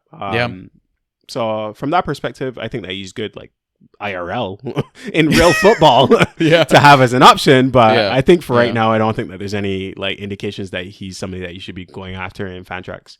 Yeah, I mean, he scored negative 0.5 points. Yeah, I mean, he had 30 minutes. He did nothing, right? Like, compare that to Buendia. Go out and go chase Buendia instead. Yeah. Okay. Awesome. Those are the questions. Thanks so much, everyone, for sending those in. Had a lot of fun discussing that. Now we'll move on to our final segment, which is the FA/Waiver Picks. So if you're new to the segment, we basically just talk about picks that are under 50% owned or on that mark of 50%, right? Just because we think there's an easier chance that you can probably grab them up and, you know, they help you win your next game week. So Kyle, I'll let you take home fixtures. I'll do away fixtures. And we'll start off with Spurs versus Wolves. Yeah, Spurs versus Wolves. I feel like I just alluded to this point in the last segment. I think their backline is nailed. I think their entire starting 11 is pretty much nailed, but the value under the radar from an ownership perspective remains in their defense. So the biggest shout at this point was Ben Davies, who Sanji is trying to get from me, who was sitting at 50% pre-waivers clearing on Tuesday, and he's currently up to 65%. So he's still out there in a lot of leagues. So he's the first name that I would go after. I don't think that there's anybody else outside of that who is really under the radar. Honestly, I think that, and I could say it now because waivers will probably still be available, but they also just signed another defender like Destiny Udogi. Coming from Mama, look who you call me. But yeah, like they just made another signing for their defense, so it's interesting to see them loading up. But no other sort of under the radar, less than 50% owned players there. Like everybody's high on Spurs, I would say. So all their assets are highly owned. Yeah, I feel like towards the end of the last season, they would like top for clean sheets and stuff like that, right? Yeah, so, like once they got into like lock that line with Doherty, Romero, Davies, Dyer. Yeah, Dyer. Yeah, like and now throw Perisic into that fucking mix. Yeah, like it's everybody is owned over there, so it's crazy. Let's see. Yeah, from Wolves, it's a little tricky, I think. I'm going to explain like the picks. I'm not saying go get these guys, but it's just names I kind of quickly wanted to discuss. Was Guedes, 47% owned. Our boy Justin in our league threw, what was it, 32 fab for him? He did. Oh my lord. I don't even know what to make of that, because I thought Guedes was like a midfielder that they're just having as like a patch-up job for Jimenez while he's out. Like, what the fuck do we expect him to do? You have any numbers or do you know anything about him? I don't have the numbers now. I looked at it because I think I bid on him as well. But Justin blew me out the water with a third of his fab on this guy. 32.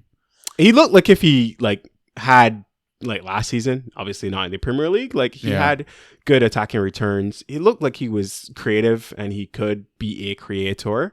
But to your point, I don't know how much of this will be a patch job playing a position role until like Jimenez is back, or Yeah, I think all the Wolves attackers, and I know you have a longer list of like players that you still want to get to, but the Wolves attackers gave me like rotation vibes. Like I don't know how to feel about any of them, so I'm kind of staying away from all of them. Maybe just Neto's nailed. Just because of eye test wise, he just looks amazing still. Yeah, it could be Neto nailed, but then you look at Podence and Neves, and of course Huang got the goal in the first game, and Adama's coming off the bench, or not coming off the bench at this point. And then Guedes is in, Gibbs White, Dendonker. It's like there's so many players in the middle of like their pitch. I don't know, but I think you put them in a hat and you could pull like a name out and you could tell me that this person got a return on on any given week, right? So I'm staying away from all of them for that reason. Yeah, I mean, Gibbs White, I think he got like 8.5 first game, Pio Gossis 0.5 the next game. Should have scored, mind you, if you actually did watch the highlights. He got a shot in the box that I think he skied over or something in the end with a bit of pressure on him. So, I mean, because like I think he did so well at Sheffield United last season in the Championship, a lot of managers were really, really high on him as a sleeper in the draft, especially. Just, you know, a bit of caution because there's bids been coming in from Nottingham Forest. They're trying to buy every player under the sun.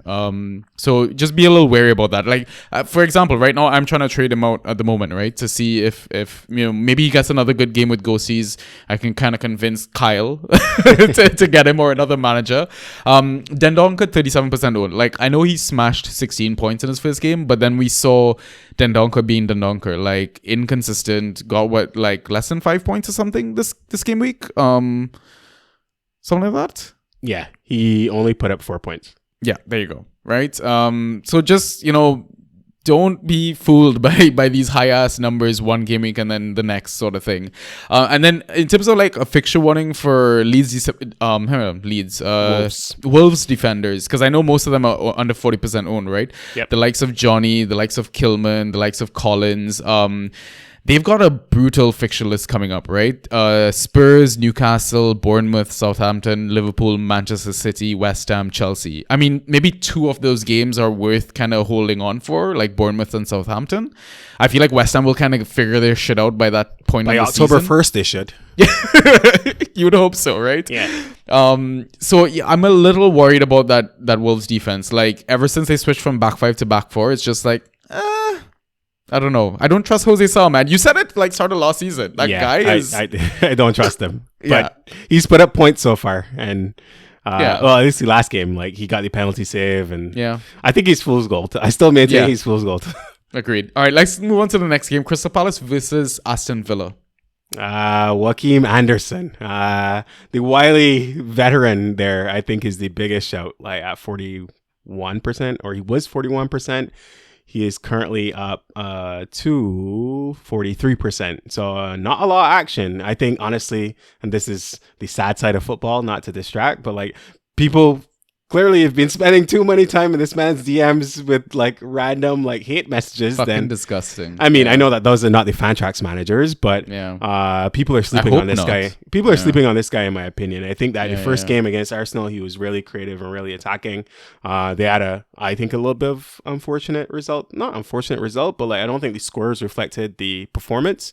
And I think he carried that on more in a defensive sense in the second game. But yeah, I think he's the name that I'd look out for. I think in terms of the Crystal Palace fixtures, they do have a difficult game coming up against City, but they have Aston Villa before that, and then they have Brentford, Newcastle, United, Brighton. So I think that he's somebody that I'd be targeting to pick up if he's available in your leagues. Outside of that, I think there were some shouts from last week, like Schlupp, who is still at Schlupp is 6% owned. Who is 7 starting points in both games. Yeah, just 7 ghosts. points, solid ghosties, just like plugging away. So if you're looking for, I'd say a relatively high floor, I think 7 is a really good nailed on sort of performance that you could expect from a player, especially if you're like me and you're just aiming for 8th place in your league. Okay. Quick question. Who the fuck is Chris Richards? This guy put up 8 points in 10 minutes, bro. I could not tell you. Honestly, like, no. So I was watching the game, so I heard a little bit. So I think he's an English player who was playing in Germany, right? So he was over at Hoffenheim. but he was at Bayern on loan at Hoffenheim. So he's a young English player, funny enough. And he came on, he looked good. Like, he looked really, really good. He only had, a 10-minute cameo. He had one shot, and he was involved in the play, but, or what was the ghosty that he got? I didn't even keep track of it, but he looked good. I just remember the commentators talking about it. Oh, he had 4 clearances. That's what it was. And 3 aerials. So he literally came in right at the end. I was straight into the thick of things.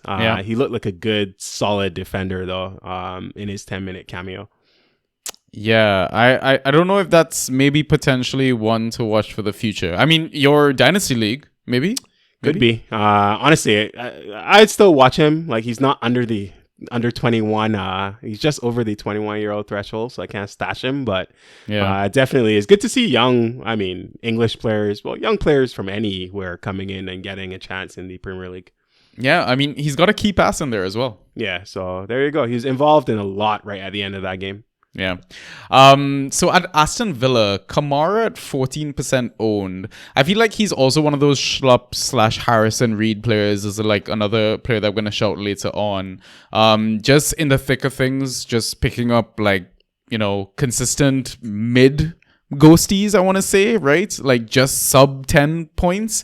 I mean, I feel like the highest they might get on their fantastic days, maybe like 12, something like that.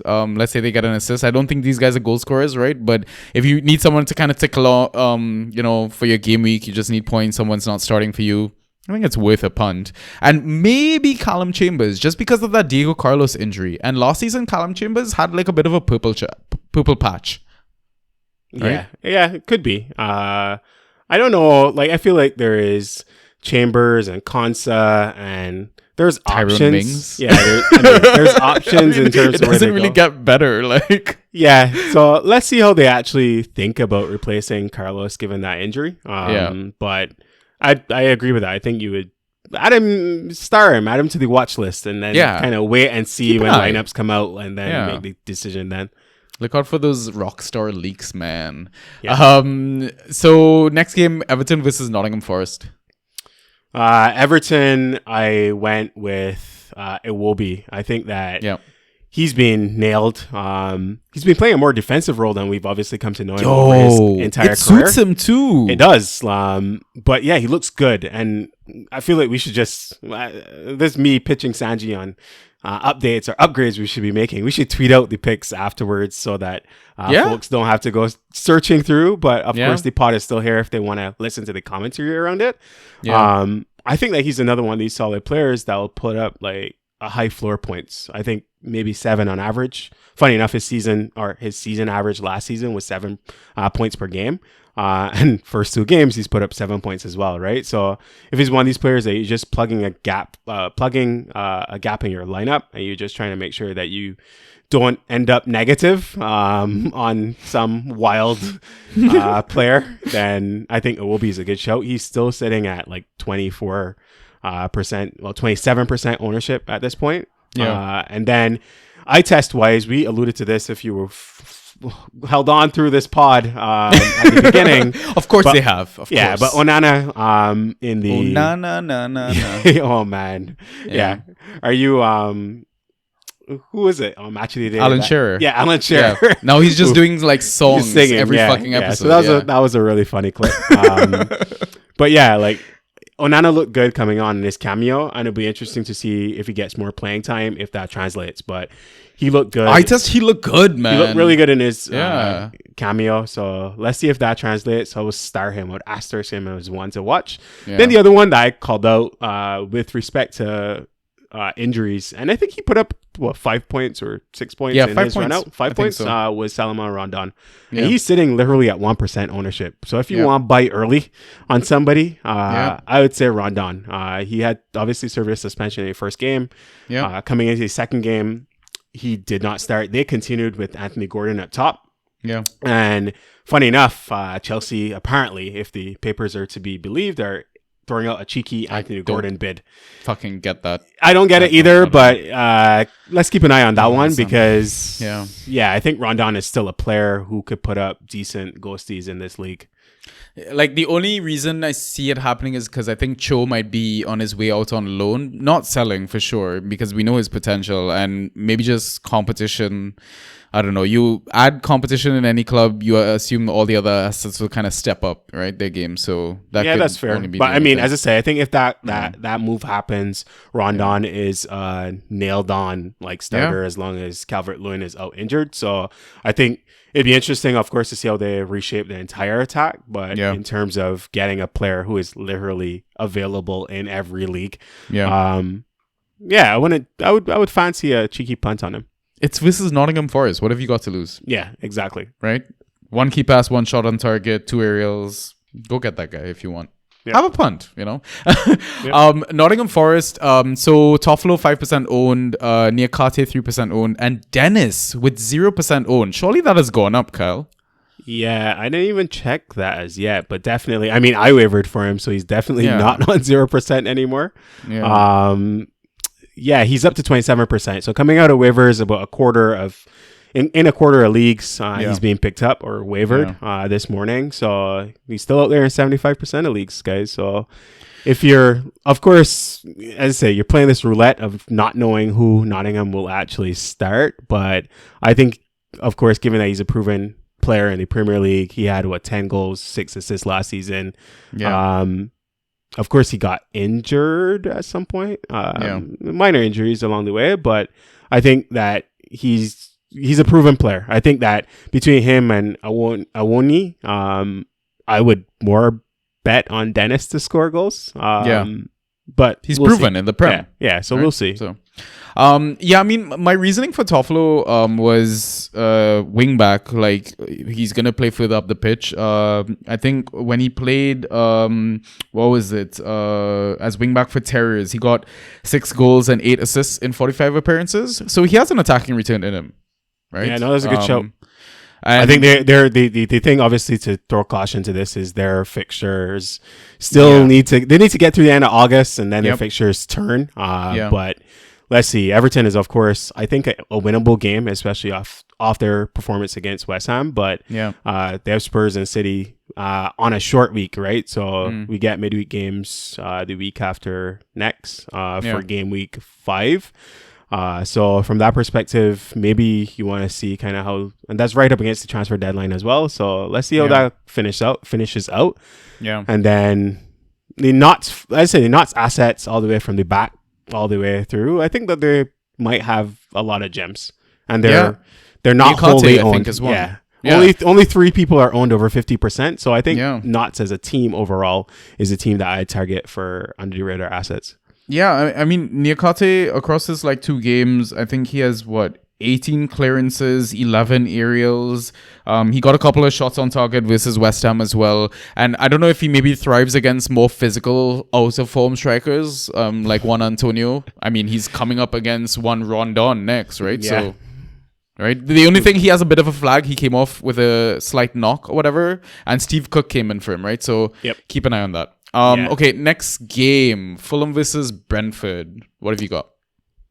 Yeah, I mean, from a Fulham perspective, I think the wing backs are the names that I would target. They were still available when I was pulling this data. So Tete and Robinson.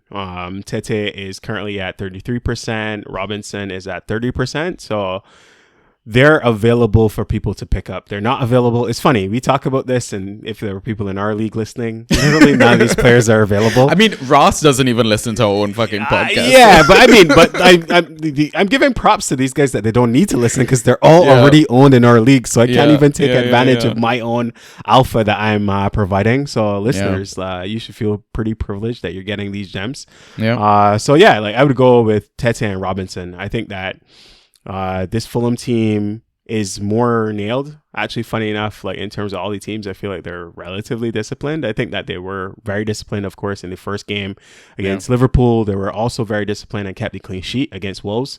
Their fixtures are mediocre, I'd say. I think it's a mixed bag with Brentford, Arsenal, Brighton, Tottenham, Chelsea, and Nottingham for the next 6 game weeks. I'd say 3 of them you could start these players. three of them, maybe you could bench these players. But honestly, it would be good. It's going to be a good test to see against Arsenal, given that they started the season against Liverpool, if that discipline is consistent. Like, can they actually put up good defensive displays against the best teams in the league? And obviously, we know any promoted team, that's all that they're looking for. They're looking for the point. A point is a win to them. But I think the wing backs are key to that and them getting results. So those are the most attractive names to me of the bunch. The other one that I would call out, though, like on the same theme of solid high floor players, is Harrison Reed. And I think we alluded to him having a role last week. He's come up again in our discussion this week because he's also a player who's been in the league before, and we have like prior data to go on, and they still have the Harry Wilson injury. So from that perspective, I think that Harrison Reed and maybe the listeners aren't listening to our plugs, he's still at 5% owned. Might be a decent punt to target when lineups come out. Brentford, David Raya, it shocked me that he was under 42% when we compiled this list. I hope that he's over 50 by the time you're listening to this podcast. I think he's going to be one of your top 5 goalkeepers end of season if he stays fit. I mean, agree with that. Jensen 3% owned. A little caution to that. I think that was a combination of United being really, really terrible. Sorry to keep bringing it up. It was. But I think I don't like. He's not finishing 90 minutes. He's not even finishing 80 minutes in games, right? And I think he's just a placeholder for when Damsgaard comes in, who I was told by our Brentford correspondent, shout out to you, Ollie, was more a Frank purchase than a Brentford purchase, right? So I think the manager is gonna stick him in once he's fit and firing. So got it. Okay. Next fixture: Leicester versus Southampton. Man, this one was hard. I did not like any of the Leicester assets. I have a lot of concerns, and maybe Leicester fans will write in to us and give us more information. But I have a lot of concern about how their squad is looking, and they seem to be in a selling mode. And I think this has always been sort of the Leicester conundrum. Like, they get good players, they develop good players, and then they're somewhat of a selling club. But they've not done any signings this year. So it's very, very hard to judge where they're planning to go and how what is their target for the season. The only thing that I would possibly give a shout to if folks did want to keep an eye on the Leicester squad would be the attackers. So I'm staying away from the defense. I'm staying away from the goalie, Ward. The midfield, I mean, I'm also a little bit staying away from, even though like somebody like Barnes and Tielemans and Dewsbury Hall are too highly owned for this segment, and Madison as well. So I'd say the only place I'm looking for is in terms of substitute attackers, and this is knock on wood, not to jinx Jamie Vardy, but in the case that he was to get injured, like, I think that the no-brainer names that you would obviously be prepping to target would be Daka and Iheanacho. I was looking at this because I said that Daka probably would be the first one I targeted, and Daka was the only player subbed on in the first game of the season, and he was the first sub in the last game that they played against Arsenal on the weekend. But he was replacing a midfield player in most cases. Vardy stayed on the pitch for both of his introductions. The actually straight swap for Vardy against Arsenal was for Iheanacho. So I think that it depends on how you think, or what the actual like tactic, well, not tactics, but like what the actual situation is in the Leicester squad. If it is another like midfielder injury, knowing that obviously Harvey Barnes is out right now. If somebody else in the midfield was to get injured, I would imagine that Daka is the one that is most likely to take the striker spot. But if Vardy was just the one that gets injured next, maybe it's Iheanacho that is playing up top in a more direct role. So I think that's one that you just pencil in as one to watch. But honestly, I would stay away from literally everybody on this squad at this point. Yeah, Kelechi strikes me as the sort of Jesus profile in the sense that if he actually gets a genuine starting opportunity, he could be gold. Yeah, but I mean, he is in the Jesus profile, as in he was at City and he left there. Left there with that goal in mind, right? Like he came to Leicester arguably for more playing time. Honestly, it's remarkable to think, but do you and I know we don't do any pub quiz or anything on this. Yeah. But do you know what year like he was at? Has been at Leicester from? Like how many seasons has he been at Leicester? I want to say since 2016. Oh no, 17. Close guess. Close guess. Close guess. Yeah. So Okay. honestly, like he's been at Leicester for 5 He's been seasons. trying. 5 plus seasons at this point, right? So Yeah. from that perspective, I don't want to say if not now, then when. But he's still a young player. He's still only 25. So think about that, right? He's still young. Yeah. He reminds me of, to your point, like Gabby Jesus, and also brain fart. Who was the Liverpool guy, super sub?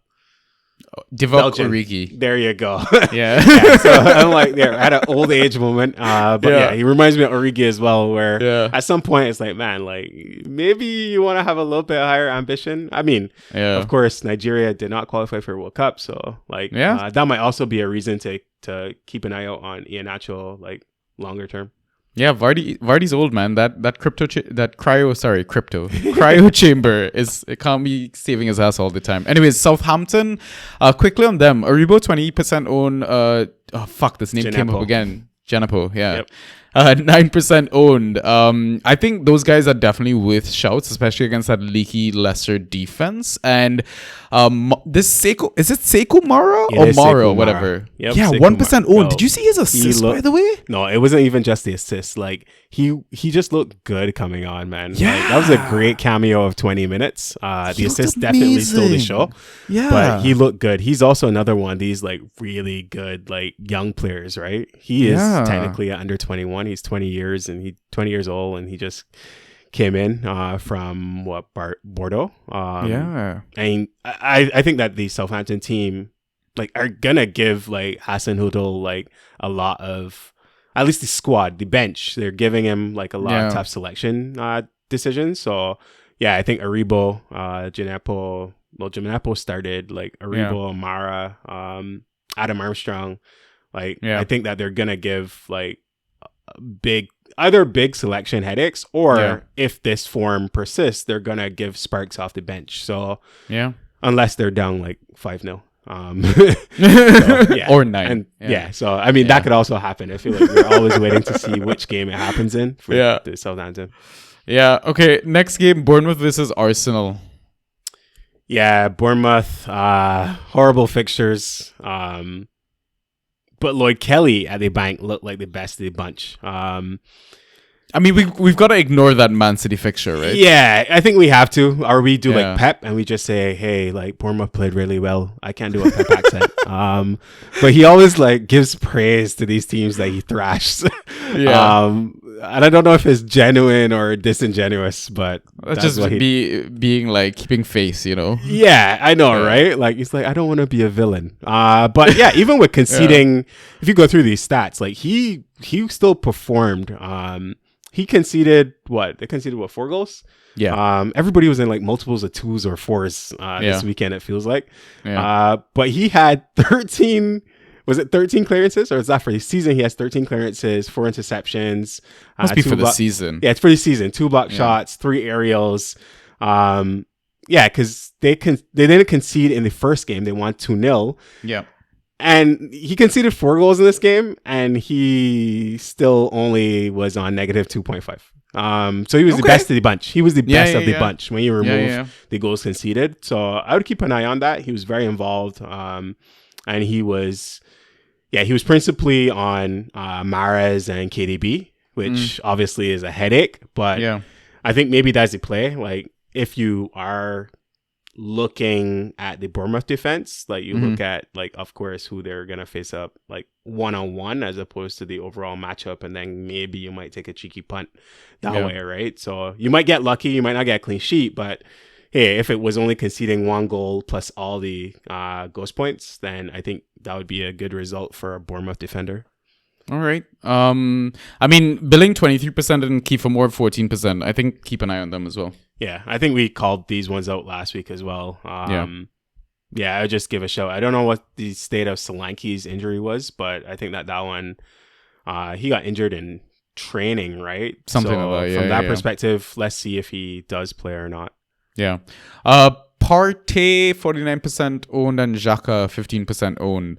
Partey is another one of those steady Eddie guys, just like Harrison Reed, just like Schlupp, kind of getting that average of 7 points. Xhaka with his newfound attacking midfield role. I mean, if you are willing to accept the random red card, then go for it.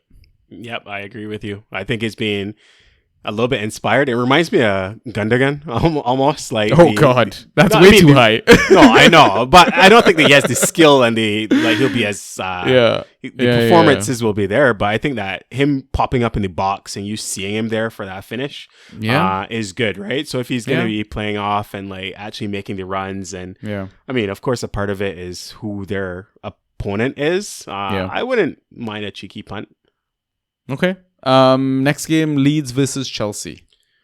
Leeds Chelsea. We talked about Pascal Strike in the first half of the pod with respect to the data dump. I already called out that I picked him up. So are you going to start him versus Chelsea though? Let's see. I don't know exactly who I'm going to start or who I'm going to bench. So time will tell. But I think honestly, it's kind of criminal that he's still at he was at 8% owned last time I checked. So from that perspective, he was like really low. He's currently at 32%. So you can see that he was one of the biggest beneficiaries of waivers this week.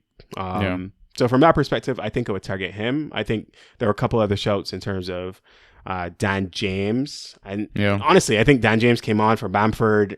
He had I don't want to say like improbable because it happens, but he had the sub being subbed. So he came on and then he didn't even finish the entire game. But I don't think I'd mark it down and say, hey, like maybe that's one to watch, but I don't think I would go after Dan James for the immediate fixture against Chelsea.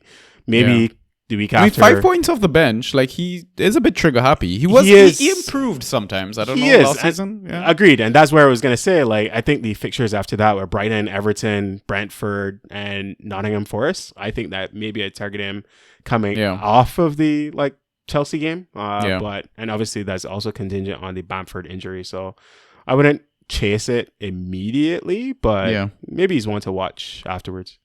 Yeah, and that Roka 6% again, Harrison Reed sort of Partey character. Right? Yeah, another one of these high floor guys. I think that that's a theme that you'll see. Like maybe we call it out and other creators in the community don't, but I think in terms of just high floor, solid players, if you just need a plug and you don't want to risk getting negative points, which could throw your head-to-head battle, especially if you're in a really tight one, maybe these are players that you just want to pencil in, like solid 6 to 8 average players. Yeah. The only plug that I have from Chelsea, because everyone owns Chelsea assets, is Ruben Loftus-Cheek, 11% owned. Kante got a muscular injury. I don't know what's the length of his absence or whatever. I think it's to be confirmed. He's supposed to have a scan or something like that today. Yeah, he went down, and that was an off-the-ball injury with no contact, which is never right? good. So those are usually the worst. Yeah. Kovacic not ready for the season. So I think Ruben started off as right wing back. But then when Tuchel changed things around, pushed Reece into right wing back, which is obviously his natural role, Ruben kind of stuck into the midfield, right? And putting up 9 ghosties. And yeah, I think it could be a bit of a steal of an option. It might be a temporary punt, but I think it's worth a gamble, right? Especially against Leeds and their upcoming fixtures that they've got. Really tasty run of fixtures. Yeah, next game then, West Ham versus Brighton. Yeah, I'm not high on West Ham. I think we covered it. For folks that listened already, we already talked about them and their uninspiring display so far this season. The only names possibly might be the defenders, Zuma and Craig Dawson. I don't know if Craig Dawson will make it back. I don't think he's ready yet. Yeah, but he's a threat on set pieces. That's why I kind of threw his name in. Yeah, that's a fair shout. I think that's it, right? I think they're still a physical team. They'll get balls in the box, still be threats on set pieces. So I think that's a decent way to go about it. But honestly, very similar to Leicester. Not a lot of options that I like in this squad. Yeah, for Brighton, I mean, I know I have a list of names here. Caicedo, 46% owned. Veltman, 26%. March, 19%. Lallana, 15%. I think Veltman is worth a punt just because, again, they have one of the better fixture runs for the next 5 or 6. He could get a couple of clean sheets in that run. These midfield guys, I mean, Brighton's just playing good ball right now, right? Lallana's playing further forward, pretty much replaced McAllister in that sense, right? So he might get some ghosties along the way. Though one name that is really exciting me at 1% owned, and it's because Mopai or Mopai or whatever is leaving, Mitoma, came on with a cameo, got 5 ghosties. Looks really exciting. Yeah, I only caught a little bit of him. I have not seen him play before. What was it, 10 minutes or how many ever minutes? 14 minutes that he got on this game. So too early to tell it in my opinion. But definitely, I think the eye test obviously was passed, right? Like he had a couple of successful dribbles. So from that perspective, it'll be interesting to see how and where he would slot in if he got playing time. But honestly, I think that Brighton overall, I think you had like 5 names on the list. I think that all your points are sound. In terms of teams that I think are under-owned right now, I would say Brighton is criminally under-owned. So if folks want to take punts, and you called out Veltman as sort of top billing here, and I already have him on my team, and I was a beneficiary of that 14.75 points the last game week. And they peppered Newcastle as well. I think they're looking sharp. As I said, there's something something to be said for a really disciplined like manager who's spent time working on his system and hasn't had to change over the entire roster in this offseason. And maybe that's the thing that's separating like the teams at this point. All right. Next game, Newcastle versus Man City. I mean, I know you have to go first, but I'll just kind of round my section. No one from Man City. Go ahead. Yeah, I mean, I feel like that's we called that out last week, right? I feel like that's what's going to be every single week. Funny enough, looking at Newcastle at this point with our 50% threshold, they have a lot of players over 50% at this point. I think that they like. If people put out season predictions, I think the expectation for Newcastle is significantly higher than this time last year. Naturally, with the change of ownership and the infusion of new managerial discipline and like tactics, and like the entire club is in the process of an overhaul. And from that perspective, I think that has seeped into fantasy managers, and people are high on all these Newcastle assets. If I was to shout anyone, I think that Almiron and Willock, Joe Willock, will be the names that I would shout. I think both of them, for now, have retained their starting spots. Almiron, I'd say, is surprising to me that he made it to the end of a game, because I feel like he's a player who always gets the hook. But if they're on the pitch, I think that you can expect like really high floor and high upside as well. So I think it's different than some of the names that we called out before, where it was probably just us going for high floor, not high ceiling. But I think Miguel Almiron and Joe Willock have like high upside as well, depending on the matchup and how involved they end up in the box. Hopefully it's a smash and grab. Would make the title race even more interesting, right? Yeah, it would be. It would be. And yeah, I mean, St. James Park is fucking awesome atmosphere. So let's hope for some surprises. Manchester United versus Liverpool, our last game. Kyle, are you really going to suggest Manchester United assets? I mean, I didn't last week. I told people, hey, is that why this font is different to all the other fonts? Yeah, the font is small and tiny and italics. Like, it's barely legible at this point, right? But honestly, I mean, in keeping the spirit and still having a pick, even if it's a terrible one. Honestly, the one that's most attractive to me, under the radar, I'd say is Scott McTominay. Really? I think that at this point, having not bought a defensive midfielder, story of our lives, he's the best option available to plug in, just simply on the fact that I think he can execute instructions, but not like in this rigid, like stick to only the plan that the teacher told you to execute. Like, I think that he has a really good head on his shoulders, and he could actually read the game and adjust on the fly. I think he's better at it and more disciplined than discipline might be too strong of a word, but I was going to say, I think he's a better option than having Fred. And of course, that was the change that Ten Hag made in the last game of breaking up the Fred partnership. Went with Fred first half and that failed, and then swapped for McTominay second half. And I think I would just play McTominay. Honestly, I know we didn't include the stats, and maybe we talked about it last week, but with the Rabiot like rumored signing, which was on, and then the mother as the agent was wheeling and dealing and trying to get like a big wage package for him last week. The rumor, or not rumor, but the clip that was posted was that you put the two stats side by side, and they were like identical players, McTominay and Rabiot. And honestly, I think that obviously doesn't speak to the quality of the player, but I think Scott has proven to be solid. Like the things that were concerns before were, was he durable? Was he too frail? Like, could he like withstand in the middle of the park in the Premier League? And honestly, I think he is a solid like Scottish international and solid Premier League player. So honestly, he reminds me of like Darren Fletcher, like who was this underrated like linchpin in the middle of midfield. Major throwback. Yeah, well, yeah, and I mean he still is an employee of the club. So I think that he's been very McTominay, has been very overlooked. And if anything, I would give a shout. But honestly, I wouldn't say that you need to get him. But at the same time, I think that I would call out that the United Liverpool game is the last game of the game week again. And for all the folks that went through the roller coaster of trying to figure out like who they put in to their Fantrax lineup as soon as the team sheets come out, like maybe a cheeky punt on Scott might not be the worst thing. The other one I would call out is Varane, but whatever. I thought you were going to pick him. Like Varane came off 45 minutes, Varane. No goals conceded. Nah, at this point, like, I don't know. I wouldn't recommend a United defender. Like, I'm staying away from United defenders, even though I traded for Malacia. Yeah. All right. For Liverpool, I mean, a couple of shout outs here. Elliot at 47% own, ghosted out of his ass. I think like 11 points or something like that. Milner 5% own, got the assist. Though I don't know what to expect from Klopp. Maybe somebody gets injured on the way to this fixture as well. If this fixture plays out with this whole protest hashtag empty Old Trafford going viral on Twitter as well.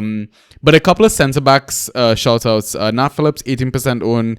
He is known for his ghosties. I mean, I think he's probably the reason why Crystal Palace scored as well. I know Ross kind of alluded to chemistry issues in terms of maintaining that offside trap, etc. But Joe Gomez, who I thought was actually going to start at 11% own, maybe is able to kind of shake off that niggle or be fully fit for the game coming up. While Matip is in the injury room or whatever, and Konate, I don't know what the fuck's going on with him. Yeah, just random shoutouts for these assets. But honestly, this game is like fucking up in the air for me. I don't know what to expect, honestly, especially with Nunez missing out. Yeah, honestly, I think that, I mean, of course, it would have been the game of the week on any week that it was played. But I think in light of Nunez red card, the center back hold that Liverpool has, plus the, I'd say, midfield hold. Even though Milner was inspired and very involved in the last game, I think that it shapes up like third game of the season for both teams, where one team is on 0 points and one team is on 2, like to be hopefully an entertaining affair. So yeah, I don't think that we need to. I think you just throw out your Fantrax. Literally, I would play all your assets before this. Of course, not Salah and not the biggest of big names, but any French players, like I wouldn't even like hold on to them or put them into your starting lineup or try to play tactics or anything. Play the big names and leave all the rest on your bench. Awesome. All right. I love that we managed to get a 2-hour podcast with fewer people. I know, right? Like, hilarious. I mean, what I would say, hopefully if people are listening to the end, and it does not matter if they're listening, I mean, at this point, like they've already sat through 2 hours, is they could have broken it up into two. Like do a 1 hour podcast for the morning commute and 1 hour podcast for the evening commute. There you go. There you go. Exactly. I mean, that's also why we release timestamps as well, right? So you can jump to whatever section you want, get whatever info tidbits you need. But yeah, that's all we had planned. That's all we wanted to kind of talk about for this week. Kyle, any last bits of information? You looking forward to your matchup this game week? Who you facing, by the way? I'm facing Manos, so he is experienced, top quality, experienced manager. Undefeated in our league at the moment, I think. Yeah, so I'm looking forward to that, man. Looking forward to that. Actually, no, he's not undefeated. He had 1 win, 1 loss, so he's 6th in the table and 10th. Significantly more points for in his case. But he's got that honestly, KDB pick. Anything can happen. Anything can happen. Exactly. Yeah. For me, I'm facing Gomzi. I think he's in Europe, UK, whatever. One of the undefeated managers in our league. Excited, hopefully, to see him in person and then kick his ass in Fantrax, but we'll see how things go.